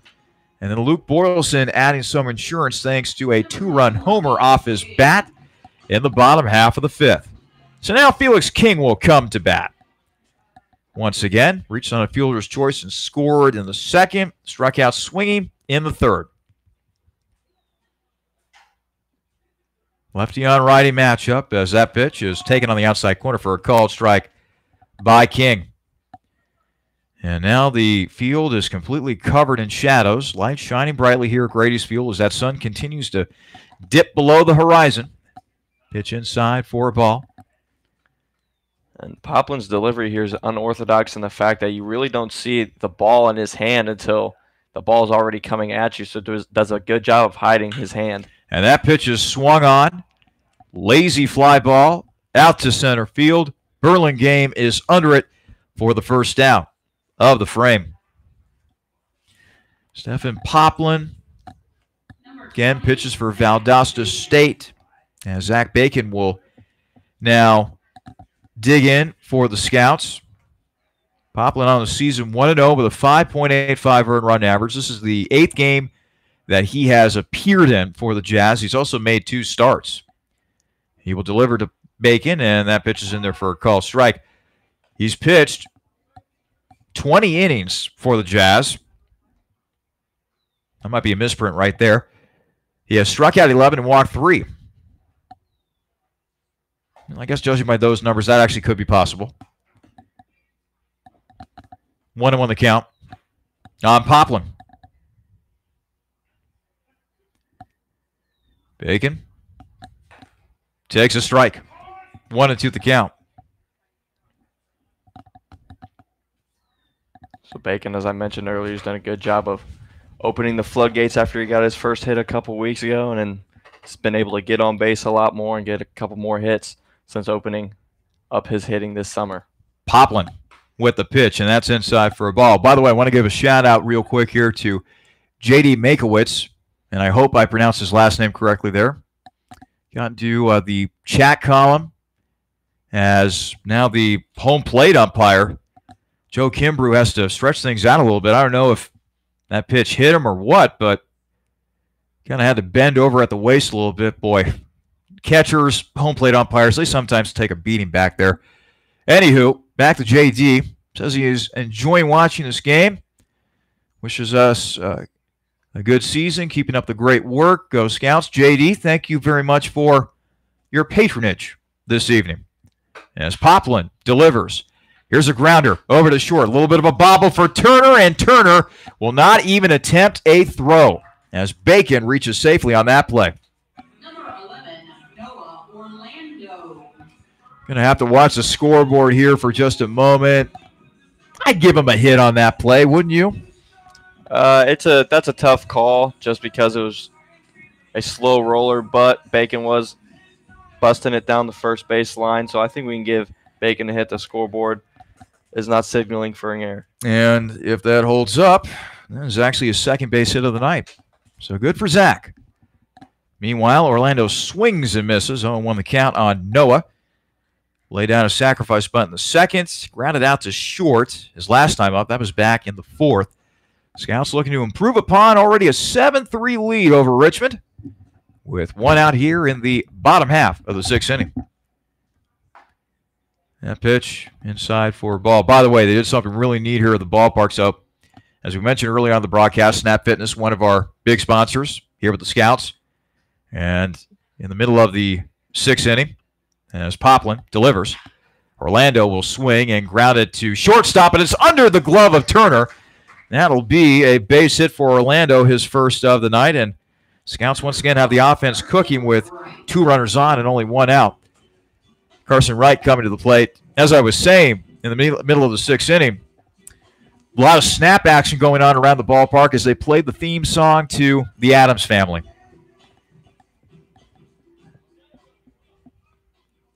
Carson Wright, not yet with the hit today, but he's done a very good job of getting on base and doing good things up at the plate and every one of his appearances, so you got to think he's due for something here. Meanwhile, that pitch is taken outside for a ball. Also, Wright playing a very good right field. The Lipscomb connection is alive and well out there in the Scouts outfield with Wright in right field and Chambers in center. As that pitch is down low for a ball, 2-0 the count as Stephen Poplin continues to work up there on the hill for the Jazz. Yeah, that Lipscomb connection out there in the outfield, those two have already built a lot of camaraderie between each other in school ball. As Wright swings and misses, the count will now move to 2 balls and 1 strike. Right-hander, by the way, warming up at the bullpen for the Scouts, so I would imagine that the end of the night is coming rather rapidly for Moeller.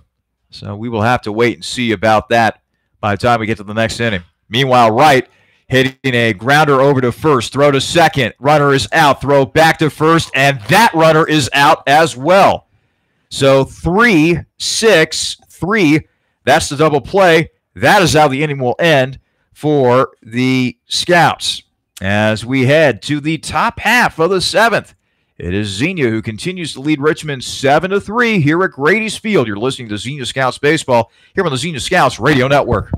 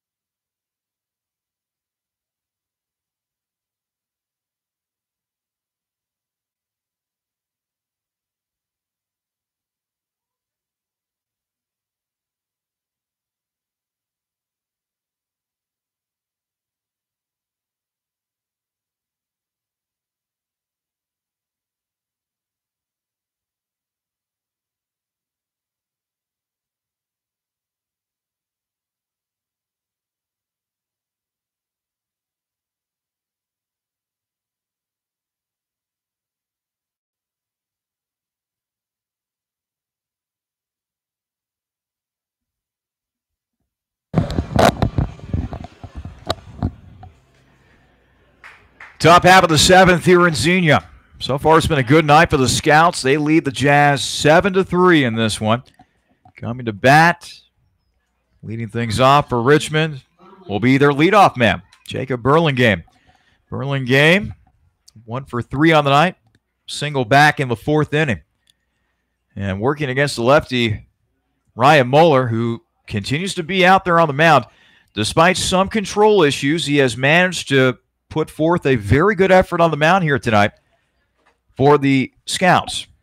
Yeah, he's done a great job pitching to contact, and the Scouts' defense is very good. And he's just been bouncing off the backs of his defense. Popped into foul territory, but that'll be out of play. 1-1 the count on Moeller. Yeah, Moeller only with 3 strikeouts, and all those other putouts are being done by the defense, so he does a good job in trusting in his defense and letting them do the work, and he does a good job of not letting hitters get good wood on the ball. Moeller missing with that pitch outside. So now it is 2 balls and 1 strike on Burlingame. So far on the night, Moeller 6 innings, 3 runs on 4 hits. Actually, that is going to be foul. I was just about to say make it 5 hits, but that was out of play. So 2 balls, 2 strikes on Burlingame. After him will be Patrick Smith. After him will be Bill Krul. And if any of those guys reach, Jackson Blevins will get a chance to bat this frame for the Jazz. Moeller shaking off his side. Now he'll nod his head in approval, and he will deliver. And that's fouled off to the right. Or to the left, excuse me. 2-2 count still remains on Jacob Burlingame, who already has an RBI single in this affair. Start of a brief 2-game stretch between both these teams. As that pitch just missing the inside corner. Boy, Moeller wanted that pitch in the worst way, but did not get the call from home plate umpire Joe Kimbrough. So now it's 3 balls and 2 strikes on Burlingame. Moeller with the wind and the pitch. And that is fouled off to the left. Count remains at 3 balls and 2 strikes. Burlingame doing a good job of lengthening this at-bat, knowing Moeller's been out there all game. Got to be feeling fatigue out there, so he's trying to make himself a hard out here. 3-2 pitch on the way, and this will be a grounder up the middle. Bacon has it, throws, and it is not in time. That was a slow roller up the middle, and just beating out the throw was Burlingame, so that'll be an infield single for the leadoff man of Richmond, Jacob Burlingame, and Patrick Smith will now come to bat. And Bacon let that ball come to him a little bit, has to do a better job of charging it a little bit so he can chop some seconds off that time there and get that ball over to first quicker. So now the question becomes, how short is the leash for Moeller, who is well over 100 pitches in this game? Moeller will deliver. That's up high for a ball. 1-0 the count. The Scouts, they do have a 7-3 lead. They have had some men warming in their bullpen. Moeller still remains out there on the mound. Here is the 1-0 pitch. And that gets away from the catcher. It'll roll to the backstop as the runner will move up to second on the play, that being Burlingame. So runner now in scoring position for Patrick Smith. Smith on the night has singled, he has walked and scored, and he has grounded out to second.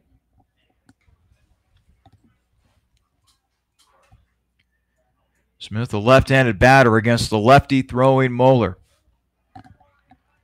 And who knows, this might be Moeller's last batter of the game if he doesn't find a way to get Smith out here. Bubba Cates will have no problem going to his bullpen if the situation called for it. Moeller sets, looks back to second. Now he'll deliver.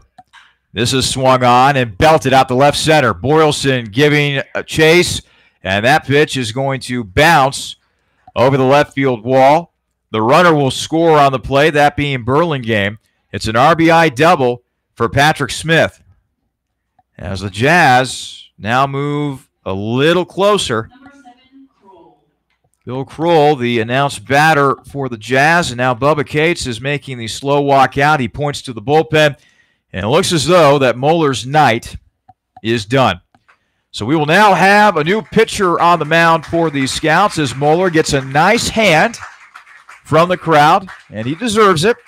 battled through some control issues, but the main thing is he has put his team in a position to win, more importantly, in a position to possibly snap a 4-game losing streak. So we'll tell you about the new pitcher on the mound when we come back from a short break.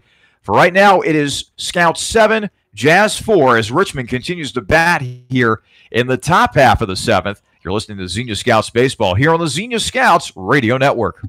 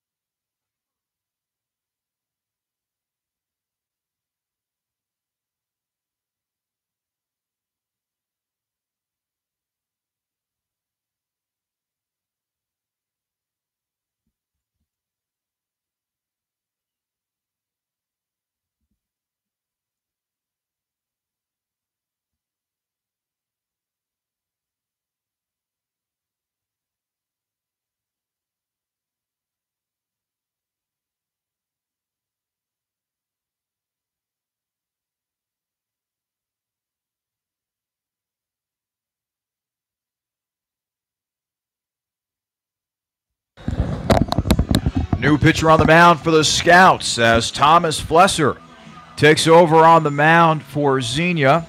He will take over for the lefty Ryan Moeller, who turned in a pretty solid start. Scouts leading the Jazz 7-4. Still nobody out here in the top half of the 7th, an inning in which the Jazz have already pushed across a run thanks to an RBI double by Patrick Smith. So Flesser now will go to work against Bill Kroll, who already has a 2-run homer in this game. He flew out to center field. That was back in the 5th inning. Scouts trying to protect a 3-run lead here late. Flesser, the Ohio Northern Polar Bear, sets and deals. And this is fouled off to the right. What do the final numbers look like, at least for right now, for Moeller?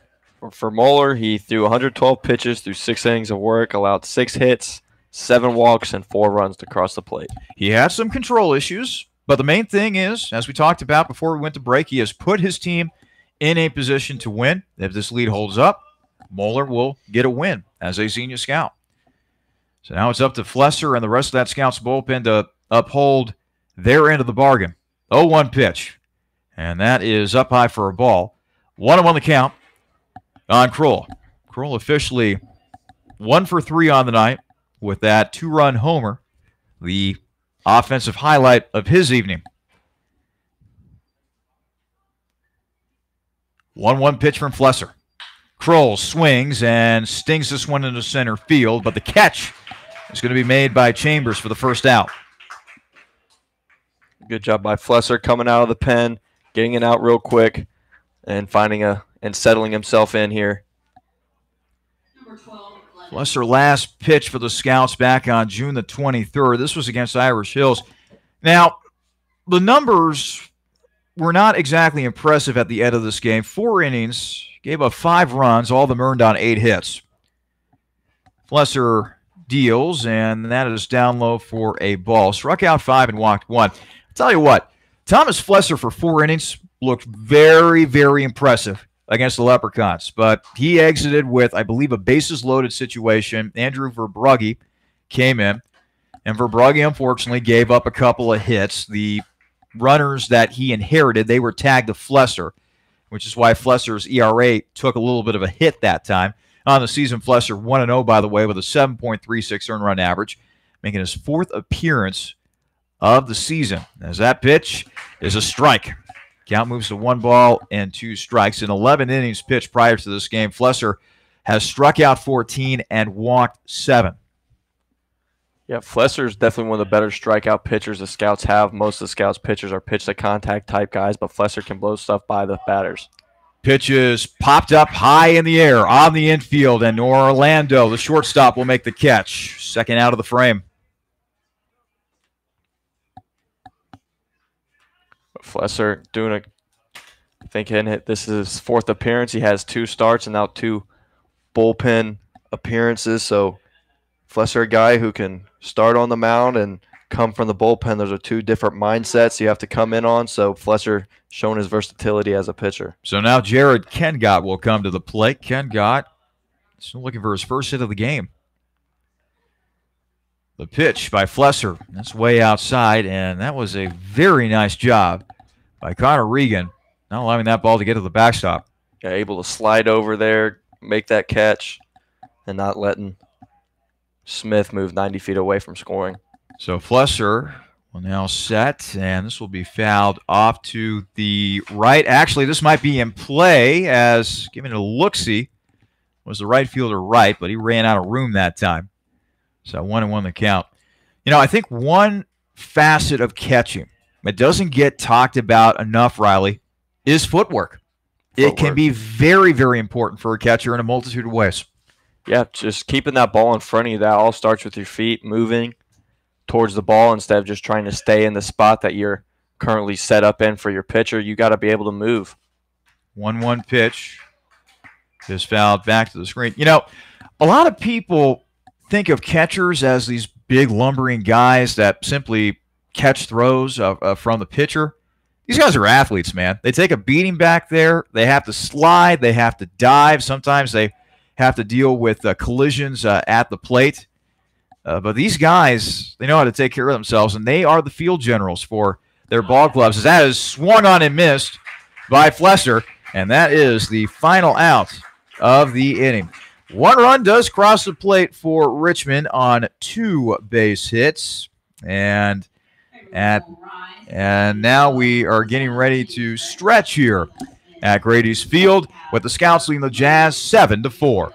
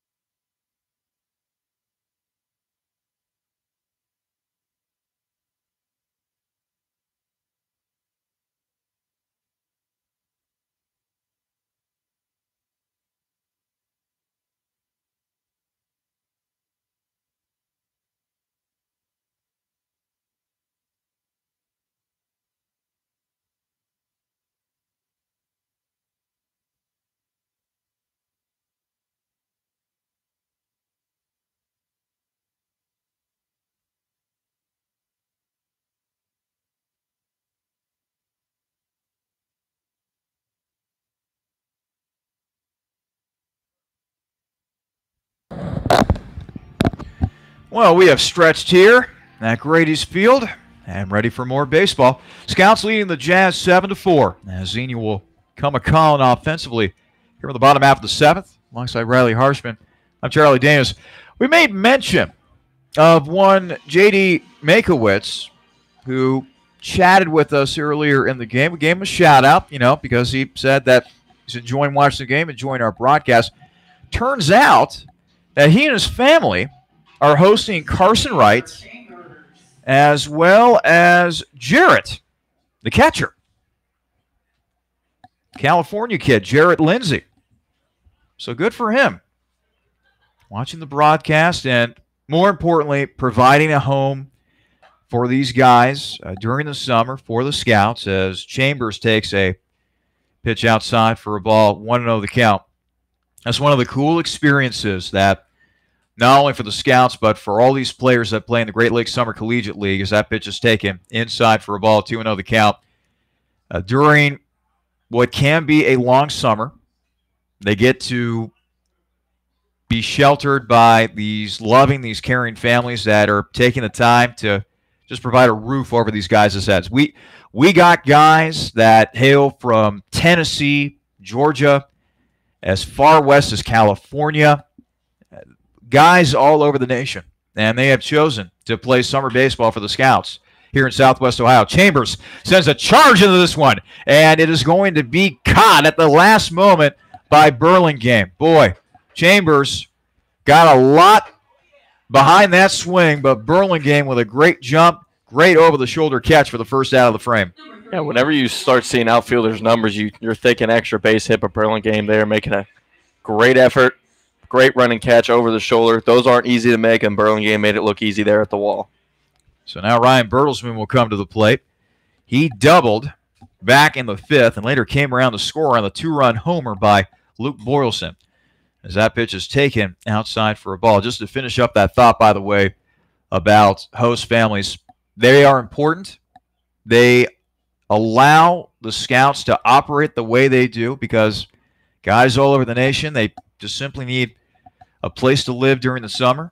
And these great host families over the summer of 2018, they have provided that opportunity for the players. So to all the host families that might be listening to our broadcast, we thank you very much for helping us out in 2018 as Bertelsmann sends a fly ball out to center.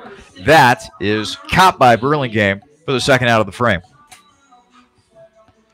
And Poplin's unorthodox delivery definitely shaking up the Scouts a little bit here. And that delivery, you don't really see the ball until it's in the window, and that's not something you see on a lot of pitchers. Tim Lincecum used to do that with the Giants back in the day, would really delay that showing the ball. Pitch is taken for a strike. Boy, there's a name that I haven't heard in a long, long time. Tim Lincecum, the freak. Man, he was as good as any pitcher in the National League during his prime. Won back-to-back Cy Young Awards, as a matter of fact, right? Believe so, and he was, just a small guy. Not a big hulking figure that you think of when you're trying to think of dominating pitchers, but small guy, had great mechanics, and was able to be a very good pitcher in the league. 0-2 pitch is taken inside for a ball. 1-2 the count on Connor Regan, who grounded out the pitchers last time up. Last I checked, Lincecum was trying to break in with the Rangers as part of their bullpen, but it didn't really work out for him. Always had that unorthodox delivery where his back was almost parallel to the mound. He would lean back en route to delivering the ball towards home plate, and that pitch is taken on the inside corner for a call. Strike three by Regan as the Scouts go down 1-2-3 here in the bottom half of the seventh. We head to the top half of the eighth. Scouts leading the Jazz 7-4 here at Grady's Field.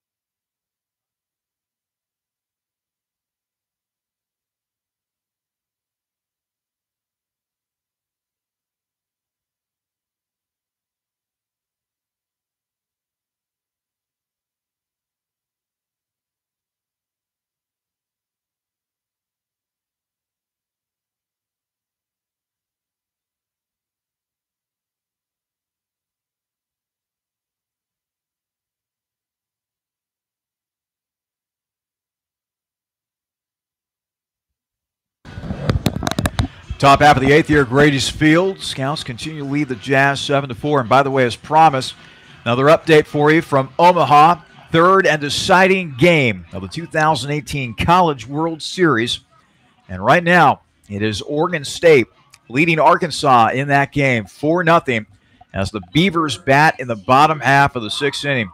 In case you didn't see it last night, Razorbacks, they had a chance to win their first national championship in program history, but because of a fielding miscue involving a foul ball, the Beavers were able to stay alive, win game two, and now the Beavers look to be in good position to possibly win another national championship. So we will keep you abreast of how that game ends up. Meanwhile, back to our game where the Scouts lead the Jazz 7-4. Flesser back on the mound for the Scouts, and he is quickly ahead. No balls and 2 strikes on Robbie McGaha. McGaha grounding out the third his last time up. He is 0 for 3 on the night. Flesser with a kick and the pitch. And this is swung on. It's a high fly ball out to left field. Still drifting back is Boylston near the warning track, and he makes the catch for the first out. Good job by Flesser getting ahead 0-2 there and still going right at McGaha and forced that pop-up and got the out. Cooper Denny now batting for the Jazz. The second baseman's gone 1 for 3. His lone hit a single back in the second inning. Flesser with the pitch, and that's up by for a ball.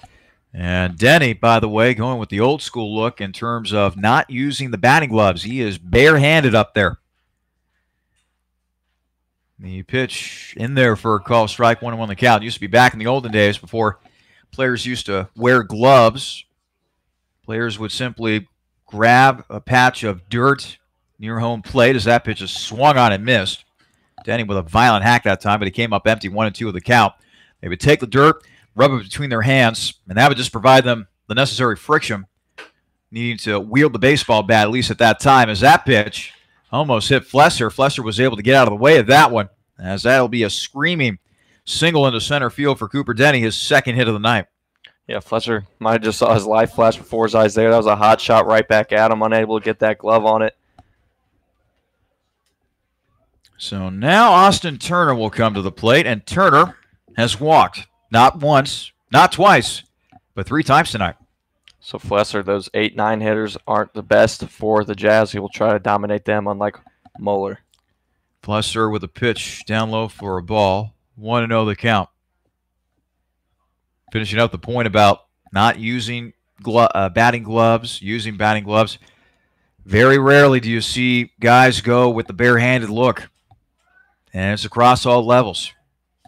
Then again, who could blame players for using batting gloves? If it allows you to improve your grip around the baseball bat, why not use that tool? Is that 1-0 pitch dangerously close to hitting Turner as the count moves to 2 balls and no strike. 1 out here in the top half of the 8th. The Scouts leading the Jazz 7-4. Flesser delivers. That pitch is down low. Regan bluffs a throw back to first. Diving back to first is Cooper Denny. Yeah, partner, you don't really see the no batting gloves anymore, but one guy in the pros that does come to mind is Evan Gaddis. He's known for not wearing batting gloves, just wears his wedding ring on that right hand, and that's the only protection I guess he needs. That pitch in there for a call strike. You know, one of the guys that's going into the Hall of Fame this year, Vlad Guerrero, former outfielder for the Expos and the Angels. He used to go with the barehanded look. As that pitch is taken inside, that'll be a walk. And now the potential tying run will come to the plate. As Jared Wolf will get a chance to bat here with runners at first and second. And only 1 gone here in the top half of the 8th. Wolf grounded out to short his last time up. He's been hit by a pitch. He has walked and scored. And as I previously mentioned, grounded out to short. So he's officially 0 for 1 on the night. Yeah, Moeller back in that 6th inning was able to get out of the 6th quickly with that double play. Ball that Wolf hit, so Flesser will like to repeat what his teammate did back in the 6th here, get out of this inning unscathed. Flesser bends over at the waist. Now he has a sign, so he'll straighten back up. Here's the pitch to Wolf, and Wolf will swing and miss. 0-1 on the count as he was not able to catch up to the fastball by Flesser. And, you know, Wolf way behind that pitch. Flesser, I think he'll come back with that fastball. Wolf wasn't even close to catching up with that one. See if Flesser will try to overpower him again. Flesser with the 0-1, and that's swung on and missed. You're correct-amundo on that play. Riley successfully predicting that next pitch as Flesser once again with the fastball. Once again, 0-2 the count. Stick with the hard stuff or try to fool him with the soft stuff? I think you got to try to get him to chase something hard on the outside. 0-2 pitch. That's down low for a ball. 1-2 the count. Now I think you got to come back with a fastball somewhere in the zone. Wolf was nowhere close to it. those first two hacks he had at it. So now he needs to protect. Swing's going to be shortened up a bit, so Flesser going to have to get this on the outside corner. And a bluff back to second. Sliding back to second is Denny. Scouts infield, a double play depth. Wolf will dig in. Runners at first and second for the Jazz with one out here in the top half of the eighth. Here's a fly ball, or a foul ball, I should say, out to the left. Giving a look is Darnell, but that'll be out of play. 1-2 the count now on Jared Wolf. He represents the potential tying run for the Jazz. Scouts lead Richmond 7-4, but the Jazz are threatening here in the top half of the eighth. Flesser bending at the waist once again. And he has his sign. Here's the pitch. And that is a call. Strike three.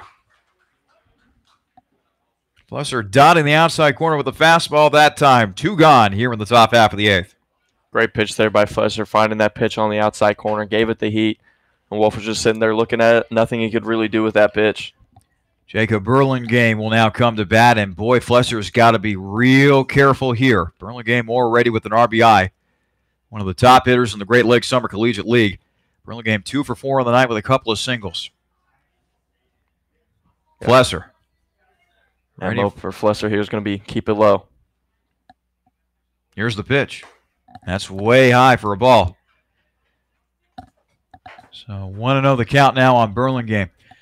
So far, Scouts, 7 runs on 9 hits, no errors in the field. Jazz, meanwhile, 4 runs on 6 hits. They have committed 2 errors in the field thus far. Flesser with the kick and the pitch. That's a strike on the outside corner as Flesser continues to spot the fastball real well in this 8th inning. That's one of those pitcher commandments, is control your fastball. Your fastball's arguably your most important pitch for most pitchers. And finding that control and locating it well is very key to success. 1-1 pitch fouled off to the left. So now Flesser 1 strike away from getting out of this jam and, more importantly, preserving this lead for Xenia. 1 ball, 2 strikes on Jacob Burlingame. Turner will take his lead from first. Denny will do the same off of second. Flesser deals, and it's another foul ball off to the left. The count will remain at 1 ball and 2 strikes. And now the home plate umpire, Joe Kimbrew, is getting a new set of baseballs.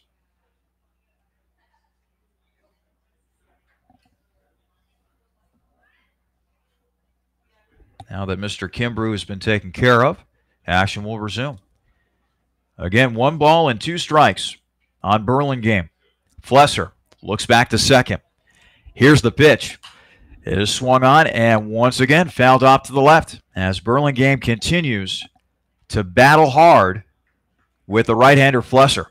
Yep. Burlingame's just missing these fastballs from Flesser, so you got to think Flesser's got to come with something off speed here, try to throw Burlingame off his game. So Burlingame, left-handed batter, back in the batter's box. Again, the count, 1 ball and 2 strikes. Runners at first and second. 2 out. Jazz trailing the Scouts 7-4. Here's the pitch. And another foul ball. Off to the left. Looks like Flesser tried to jam Burlingame on that last pitch, but Burlingame was yet again able to fight it off and remain alive at the plate. Yeah, Burlingame is barely off on Flesser's fastball still, but Flesser's still trying to get him out on it. I really think Flesser got to try to come with something a little off speed here, try to throw Burlingame off balance and just try to get this out here. He does have a couple waste pitches as well, so we'll see what he tries to do to get Burlingame out. Flesser looks in for his sign from his catcher Regan. He has it. Once again, the 1-2. That is up high for a ball, so now we will go to 2 balls and 2 strikes. So that was that waste pitch I was just talking about. Flesser got to try to come with something here in the zone, hopefully off speed, and we'll see what Burlingame can do with it. 2-2 pitch. Upcoming here from Flesser. Here it comes. That's up high, so now we'll go full 3-2. Burlingame plays his college ball at Canisius. Hometown, how about this? He's from Elmira, New York, home of the Elmira Express. Ernie Davis, former Heisman Trophy winner for the Syracuse Orangemen, drafted by the Browns but never played a single down in the pros because he tragically died of leukemia. 3-2 pitch. That's outside for a ball, and oh boy, things get a little more interesting from here on out as the bases are now loaded. Still 2 away here in the top half of the 8th. And now the Scouts, they got the potential tying run sitting over there at first base. They got the potential go-ahead run at the plate in Patrick Smith. And now Bubba Cates, the head coach for Xenia, coming out of the mound to talk some strategy with not only his pitcher Flesser, but the entire infield for the Scouts, as all those guys are congregating at the moment on the mound. It's a 7-4 lead for the Scouts over the Jazz, but as we mentioned, Richmond is threatening here with the bases loaded and 2 away. Alongside Riley Harshman, I am Charlie Danis.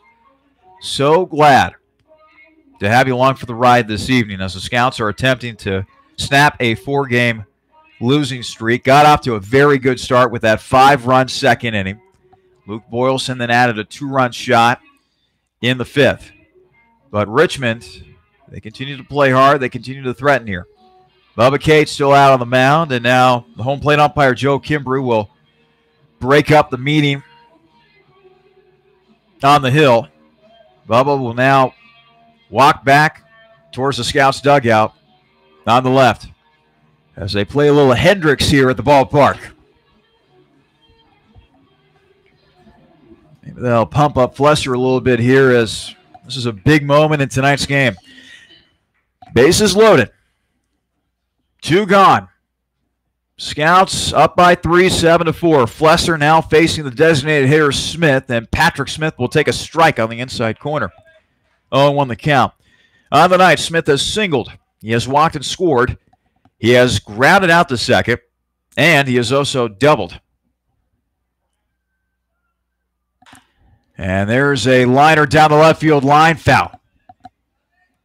So Flesser gets ahead here 0-2, the count on Smith. I don't think Flesser should mess around with Smith here. I think he needs to come with something hard.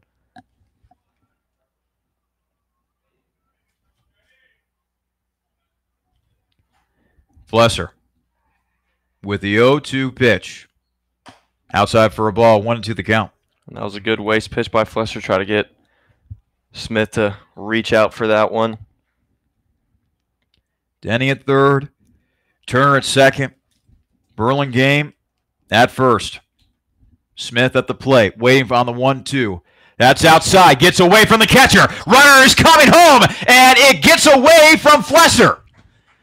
A run scores on the play right there. Regan tried in vain throwing to home plate. Regan and Flesser was there to cover on the play, but Flesser was not able to make the catch. Scoring on the wild pitch is Cooper Denny. And now it's a 7-5 game. Moving up on that play, Burlingame to second and Turner to third. So now that tying run, that potential tying run's at second. Go-ahead run still at the plate. The potential go-ahead run for Richmond. Big pitch here, 2-2. And that is fouled off to the left. Count will remain at 2 balls and 2 strikes. We're just seeing a lot of fastballs from Flesser, and eventually this Jazz team are going to be able to catch up with him. So you got to think, how long is he going to stick with the fastball here? Flesser looks in for his sign.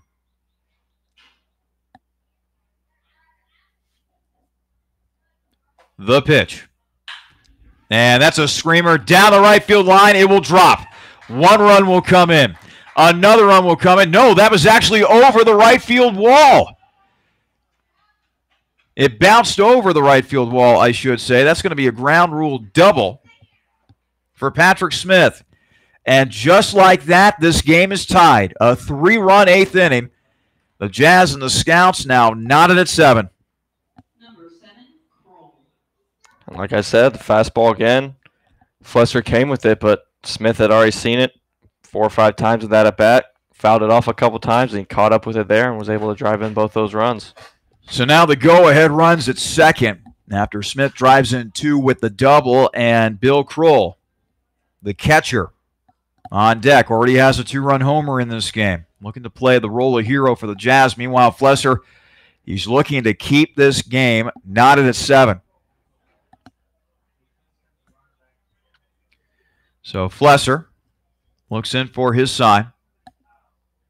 The pitch. That's fouled back to the screen. Count now. No balls and 2 strikes on Kroll.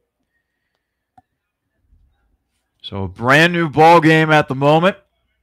Richmond and Xenia tied at 7. The Jazz have pushed across 3 runs here in the top half of the 8th, and they might not be done just yet. Flesser with the pitch. And it's down low for a ball. 1-2 the count on the Richmond catcher, Kroll. Waiting on deck is Jackson Blevins. The Jazz have just had a lot of good at-bats this inning. They're finding their pitches. They're getting behind in counts, but they're coming back very well. Kroll swings and misses, and he becomes the final out of the frame, but not before the Jazz push across 3 runs on a couple of hits. They do leave a man on base. We head to the bottom half of the 8th. The Scouts and the Jazz tied at 7. You're listening to Xenia Scouts Baseball here on the Xenia Scouts Radio Network.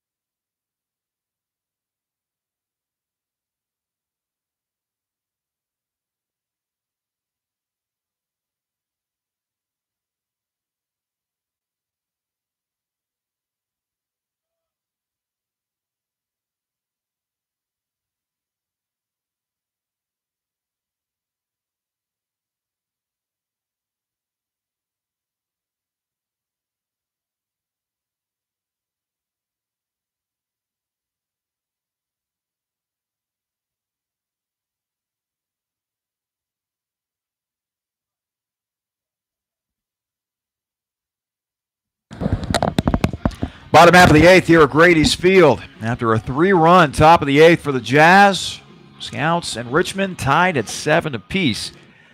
Before we get back to action in our game, first off, a couple scores around the Great Lakes Summer Collegiate League. We have a couple finals for you, actually. In game 1 of a doubleheader, Cincinnati triumphs over Southern Ohio 7-5. We're in the bottom half of the 4th in game 2 of that twin bill. And right now, it's Southern Ohio leading Cincinnati 6-3. Another final, Irish Hills, blank St. Clair, 1-0. They're in the top half of the 9th in Lima. The Locos looking to close out the Clippers. They lead Muskegon 4-2 in that one. Bottom half of the 9th at Grand Lake. The Mariners trying to rally against Licking County. They trail the Settlers 8-4. Bottom half of the 8th at Lake Erie. Saginaw with a big lead over the Monarchs, 8-3. And finally, bottom half of the 7th over in Galleon. The Graders trailing Hamilton 8-4 in that one. Our game is tied at 7 apiece. And Luke Boylston will lead things off for the Scouts. We finally got to see Boylston unleash on a ball. Back his last at-bat in the 5th inning when he hit that 2-run shot. We'll see what he can do here. Mammoth 2-run shot. As he'll take a strike from the lefty, Stephen Poplin, who's still out there on the mound for the Jazz. 0-1 the count on Luke. And Boylston, boy, he got a hold of that one, but just a little out in front. Way foul. Yeah, Boylston's able to sit on that and straighten it out. We could be looking at extra bases. Could be looking at a 1-run lead the way that ball was hit. 0-2 count on Boylston. As Poplin once again gets set up there on the mound. Has a sign and deals. And that is just outside for a ball. 1-2 the count on Luke Boylston. Boylston, Darnell, and King are the scheduled batters for the Scouts this frame, as looks like a right-hander's getting up in the Xenia bullpen, and that ball is hit out to right center. A lot of carry. That's over the right fielder's head, and that ball is going to rattle up against the wall. Boylston comes through with extra bases. It's a double for Luke Boylston, and now the go-ahead run is at second. Great piece of hitting there by Boylston with 2 strikes. Found an outside pitch he could drive, and he drove it out to right center field. That's exactly what you want to see out of a hitter with 2 strikes. So Dugan Darnell will come to bat. He grounded out to first his last time up. Officially 2 for 3 on the night with a couple of singles, and he's also scored in this game. Darnell has a chance to play hero here. Got his teammate Luke Boylston out there at second after Boylston doubles up against the right center field wall. Ball that went over the head of Magaha, the right fielder. The pitch. And Darnell got hit right there in the back. Darnell will trot on down to first. I give our home plate umpire, Joe Kimbrough, a lot of credit. After Darnell was hit by that pitch, immediately raced out to the mound. I'm sure those 2 guys weren't wanting to get into fisticuffs or whatever, or have a bench grilling ball, but it's just nice to know that Kimbrough is wanting to keep things under control for right now. Meanwhile, the Scouts, they are definitely threatening here now. Double by Boylston, Darnell hit by a pitch, and now Felix King up to bat. Felix flying out to center his last time up. Let's see if Felix can work some magic here with the bat. And he hit his 2-run home run against Muskegon on Tuesday in the 8th inning, so we'll see what he can do here late. The pitch, way outside for a ball. 1-0 the count on King. King thought about bunting at that pitch at first, but pulled back. First baseman Blevins was rushing in on the play, and he continues to be on the grass, does Blevins. Interesting. King will lay down a bunt. Blevins will quickly get to it. Thought about throwing over to third, but instead makes the smart play, throws over to first. And now Luke Boylston, 90 feet away. Sitting over there at third. Darnell moves up to second after the sack bunt by Felix King. And now Bacon, Zach Bacon that is, will come to the plate. He's had a nice night, 2 for 3 with a couple singles, scored a run back in that 5-run second inning. And now Bacon will be tasked with just simply putting the ball in play. The Jazz, meanwhile, have drawn the infield in. And Bacon is going to be intentionally walked here. So it's going to be up to Noah Orlando. Orlando will come to bat with the bases loaded and 1 out here in the bottom half of the 8th, as they will not give Bacon a chance to bat here. What do you think of the decision, Riley? It's not a bad decision because technically, the 9-hole hitter is not supposed to be your best hitter, and they're getting that force out at home, so it's just going to make it a lot easier for their defense, as they're already kind of the corners are in, and look like the middle infielders will be at double play depth for Orlando here, so they're going to try to get 2 outs and try to get out of this inning one way or the other via a grounder to the corner. We'll get a 4-1 put out there, a 4-1, throwing home and then to first base, and then or the middle infielders pulling some up at the middle. So now Noah Orlando comes to the plate. Noah singling in his last time at bat. He's officially 1 for 2 on the night. He's got the bases juiced with Scouts. 1 out here in the bottom half of the 8th, tied game, and that pitch is outside for a ball as Poplin, the lefty, continues to work up there for the Jazz. Well, the infield's at double play depth. The outfield, Blaine Orlando pretty much straight away. The pitch. Orlando swings. It's a grounder out to short. Flip to second. Throw to first will not be in time, and the run comes in to score. Boylston crosses home plate. Orlando busting his tail down the first base line. The Scouts, reclaim the lead 8-7. So Orlando, he has that speed, and that grounder up the middle. You got to think Orlando was busting down there as fast as he could, and he got in there safely at first and got that RBI that the Scouts needed. So 2 gone. Runners at the corners. And Carson Wright batting, and that gets no, that actually hit Wright as Orlando was attempting a stolen base on that last play. So Wright will trot on down to first after being hit by the pitch. Chambers up now, already with a double a day, and his last time up had that very, very deep fly ball that was at the warning track, but caught by the center fielder Burlingame. So we'll see what Chambers can do. Pitch by Poplin. In there for a call strike, catching the inside corner against Chambers, who flew out to center field his last time up. He's 1 for 4 on the night with a 2-run double coming all the way back in the second inning.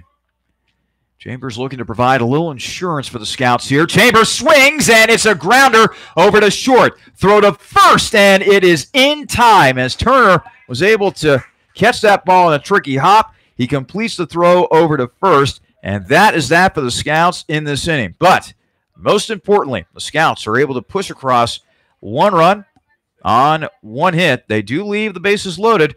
We head to the top half of the ninth. Scouts looking to close out a win against the Jazz. They lead Richmond 8-7 here on the Xenia Scouts Radio Network.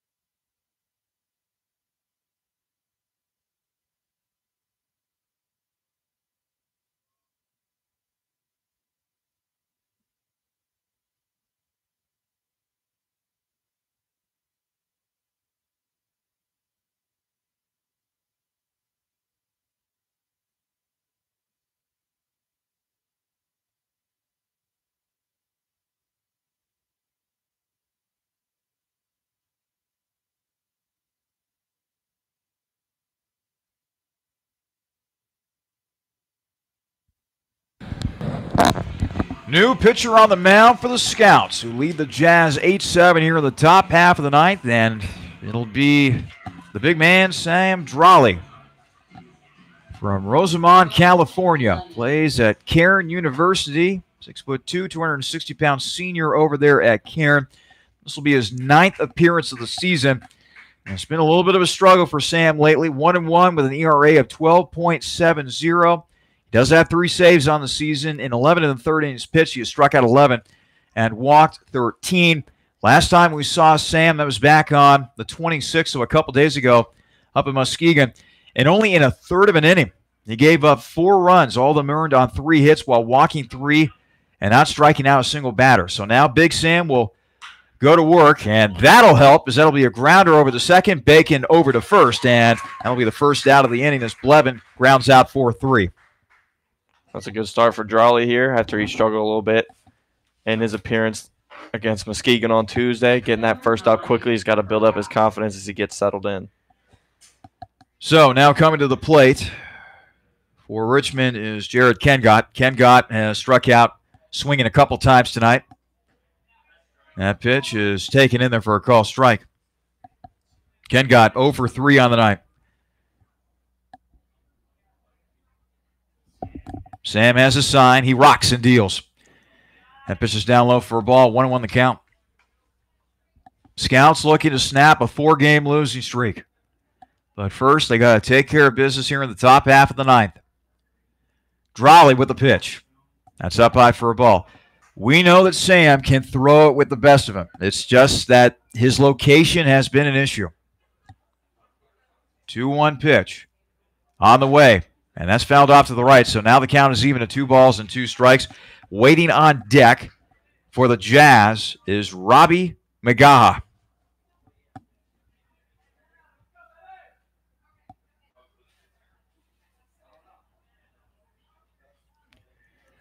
Drawley has a sign.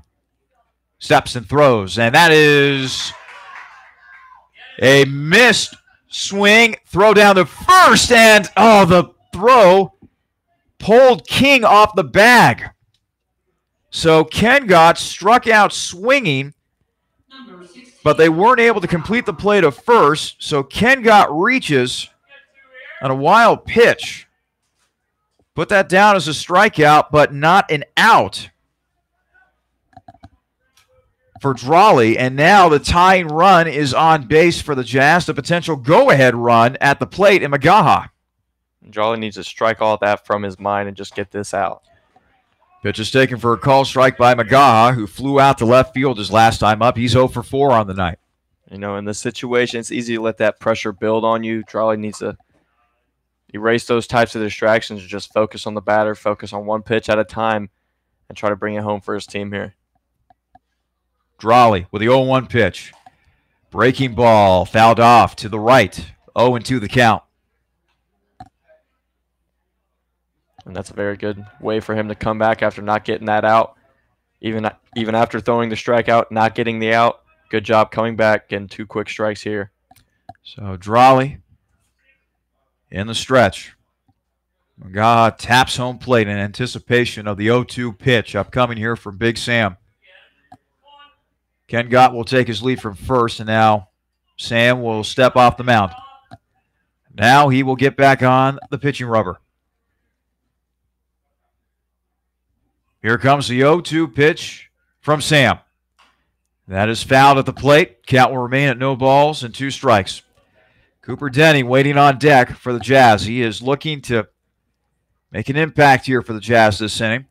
1 out here in the top half of the ninth. Scouts trying to protect an 8-7 lead, trying to close out this game. As Drawley's looking for his 4th save of the 2018 campaign. Already has 3 to his credit so far. Magaha with the high socks and all. Drawley also sporting that same look on the mound. Sam has a sign. Kicks and fires. That is way over the head of everybody. It's over Regan, and now the potential tying run moves up to second base as Ken Gott gets into scoring position. Count at 1 ball and 2 strikes for Magaha. You know, Sam didn't quite finish his pitch there, didn't quite extend his front leg all the way out, didn't come over and finish the pitch, and that's why that ball was high. But he needs to forget about that, get back to his mechanics, and deliver a strike here, try to get 2 outs. Drawley looks in. Has a sign. 1-2. Breaking ball didn't break enough. 2-2 the count now on Magaha.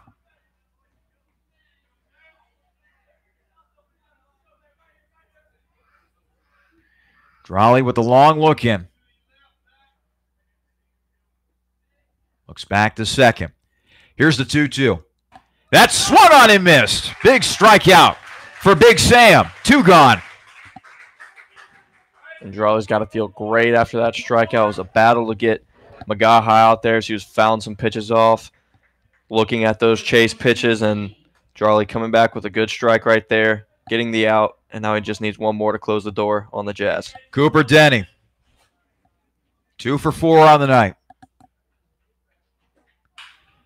Grounder to short. No Orlando to first. King with the tag, and he is out.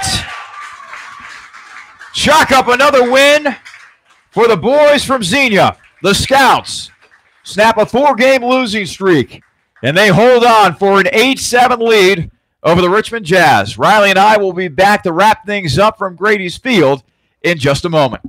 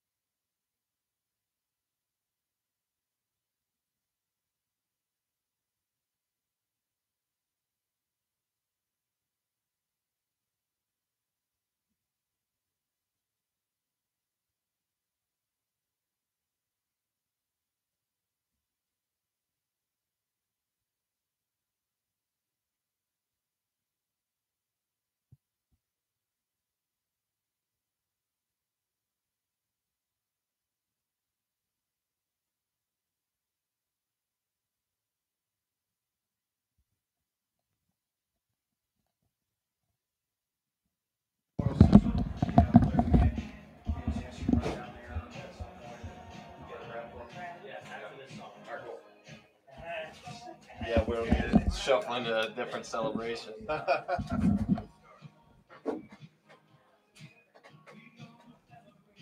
have a good time. Let's go ahead and conduct some of the post-game show. We don't have any out tonight. I don't know when the next match. Back here at Grady's Field, and they are celebrating a win, the Scouts are, as they held on for an 8-7 win over the Richmond Jazz. Alongside Riley Harshman, I'm Charlie Danis. Well, Riley, we saw that resilience once again by Xenia. Let's first start with the starter on the mound tonight. Ryan Moeller had some control issues, but I thought he gutted it out in the end. Yeah, and he's had a lot of control issues this year, but that's what he's been, he's just a grinder. He has those control issues, overcomes them, and then is able to get outs. And that's just what he did tonight. He pitched to contact, only had 3 strikeouts, let his defense do all the work. They got him a couple double plays, and he was able to get out of innings. Let's talk about the Scouts bullpen now. Thomas Flesser gives up 3 runs in that top half of the 8th, but doesn't let it get out of hand, does not give up that lead, does not allow the Jazz to take a lead. And then Sam Drawley comes in. Scouts are able to hold on for the win. I think this bullpen is starting to come around a little bit for the Scouts. What do you think? So Flesser did a good job coming out of the pen today. He came in with a runner on second, immediately went 1-2-3 after he came in, held that run up, and then he did it again. He had the bases loaded, I believe, or men on second and third even, and was able to get out of that jam as well. He did suffer that 8th inning, but ultimately didn't let it get too out of hand, was able to bear down and get the outs he needed. This was a game in which the Scouts jumped out to a 5-0 lead thanks to a 5-run second inning.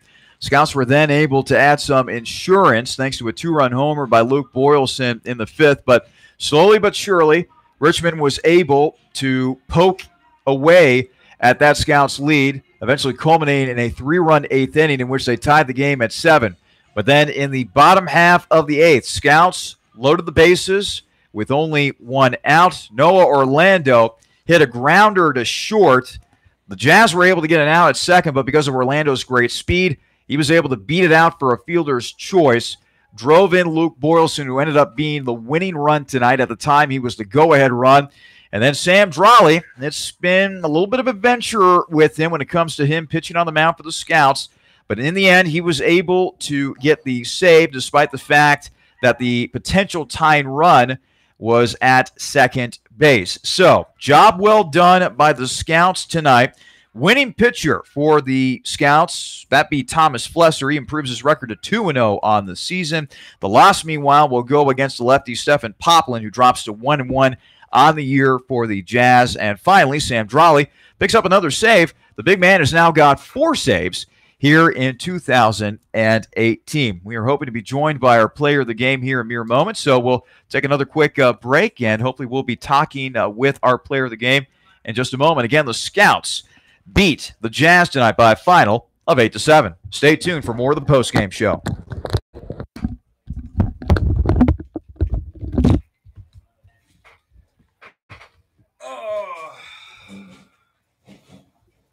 Keep this door open.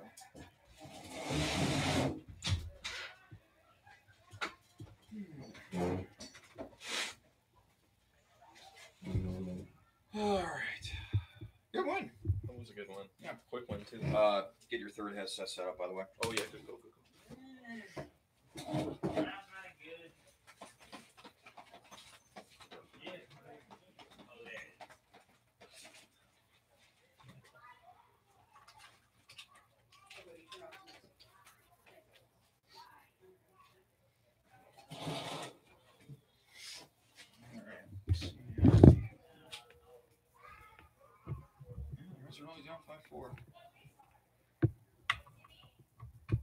Oh, and I have a question for you. Yes, sir. Would it be? I got asked to play in a fundraiser scramble on this Saturday, and there's a doubleheader. That's fine. At Licking County. Luke will be with me for that weekend, right? That's this weekend. I don't know when he comes back. Okay. I'm not sure, but That's fine. I've done baseball games by myself before, so okay. It's all good. And I can show you how to set all this up too. Oh, It's yes, right. I'm gonna have to. It's not too hard. And I can leave the bag with you Friday. Okay. Cool. Yeah, you only have one mic, and I can I'll just run you through it when for Looks tomorrow. like Luke is making his way up. Wait, do you want? Or crap. He just wanted to tag out. Yeah, I just saw him. We'll go down there. Hell, who knows? You might need to yell down to him just to get his attention. Yeah, I will if I see him.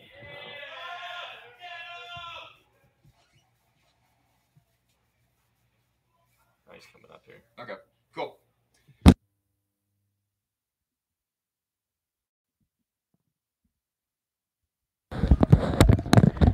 Back here on the Xenia Scouts postgame show. Tonight, the Scouts snap a 4-game losing streak, defeating the Richmond Jazz by a final of 8-7. The man who scored what ended up being the winning run in this game, Luke Boylston. He is tonight's player of the game, and we're going to be joined by him rather shortly alongside Riley Harshman. I'm Charlie Danis, and Riley, we know that Luke can hit them hard whenever he gets the chance, and he proved to be an impact player tonight. Oh yeah, he went 3 for 4 today. Had that double in the 8th where he eventually scored the winning run. Had the 2-run homer, and also had that single in that big second inning. So he did a great job coming through for the Scouts offense today. Luke Boylston having a very good offensive night for the Scouts. A night in which the Scouts defeat Richmond by a final of 8-7 as they move to within 1 game of 500. And we are finally joined here in the broadcast booth by Luke Boylston. Well, Luke, congratulations on the win tonight. Before we get to what took place in the 8th inning, I want to go back to when you hit that mammoth 2-run homer. Take me through that at bat. What were you thinking there?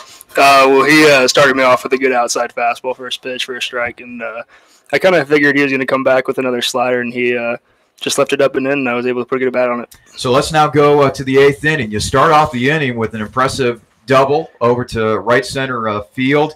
They load the bases with 1 out, and, man, I tell you what, man, Noah Orlando, he continues to make plays with both his bat and his glove, busting his tail down the line right there. You're able to score from third. That had to feel really good, especially after you give up those 3 runs in the top half of the 8th. Yeah, I mean, you said it perfect. Without Noah, running his hard 90, then we don't even have a lead there, and we're going to extra innings right there. So, I mean, Noah made that play happen, and that's what he gives you every single day. Is he's going to give you a hard 90, and he's going to do everything he can to let us win. Riley and I keep talking about the resilience of this team. You had a big lead at one point. The Jazz battle back. They tie this game late, but then you find a way to push across 1 run, and then you hold on for the win in the top half of the 9th, getting an 8-7 win here tonight against the Jazz. This team is gelling really together. I think they've had a couple of tough losses. I think a few pitches here and there, man, and your record should be better than what it is at this point, right? Yeah, I mean, just we were in every game. So as long as you can stay in it, you're going to get a lot of good wins, and you might take some tough losses. But good for Sam. He came back out. A tough night last night, but he was going to settle down. At the end of the day, everybody's very confident with him on the mound in the 9th inning with the lead. So. All right, so Luke, 4-game losing streak entering this game. 3 of those losses were only by 1 run. How are you guys able to flip the script on that today, get that win, get back in the win column, winning by 1 run today? Resilience. I mean, you guys said it perfectly. It's easy to lose momentum. We were up 5-0, and they got back in there in the 9th inning to tie it up 7, or in the 8th inning. But if you just got to keep showing resilience no matter what, and eventually it's gonna pay off for you. You're gonna have some close losses, but you're also gonna get some good wins in there too. So back at it again tomorrow. You're going to be facing the Richmond Jazz. Luke, thank you so much for joining us here tonight. Thanks, guys. Best of luck going forward. Luke Boylston, our player of the game tonight, as the Scouts are able to triumph over the Richmond Jazz by a final of 8-7. Let me go ahead and give you the totals for both teams before we end tonight. It was Xenia with 8 runs on 10 hits. They do not commit a single error in the field, and they leave 6 men on base.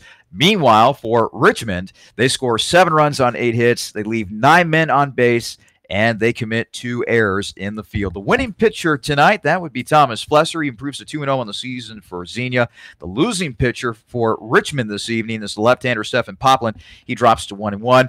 And the save picked up by Sam Drawley, his 4th of the season. For my broadcast partner, Riley Harshman, this is Charlie Danis saying one final time. The final score tonight from Grays Field, it is Xenia 8 and Richmond 7. So long and good night from Xenia, Ohio.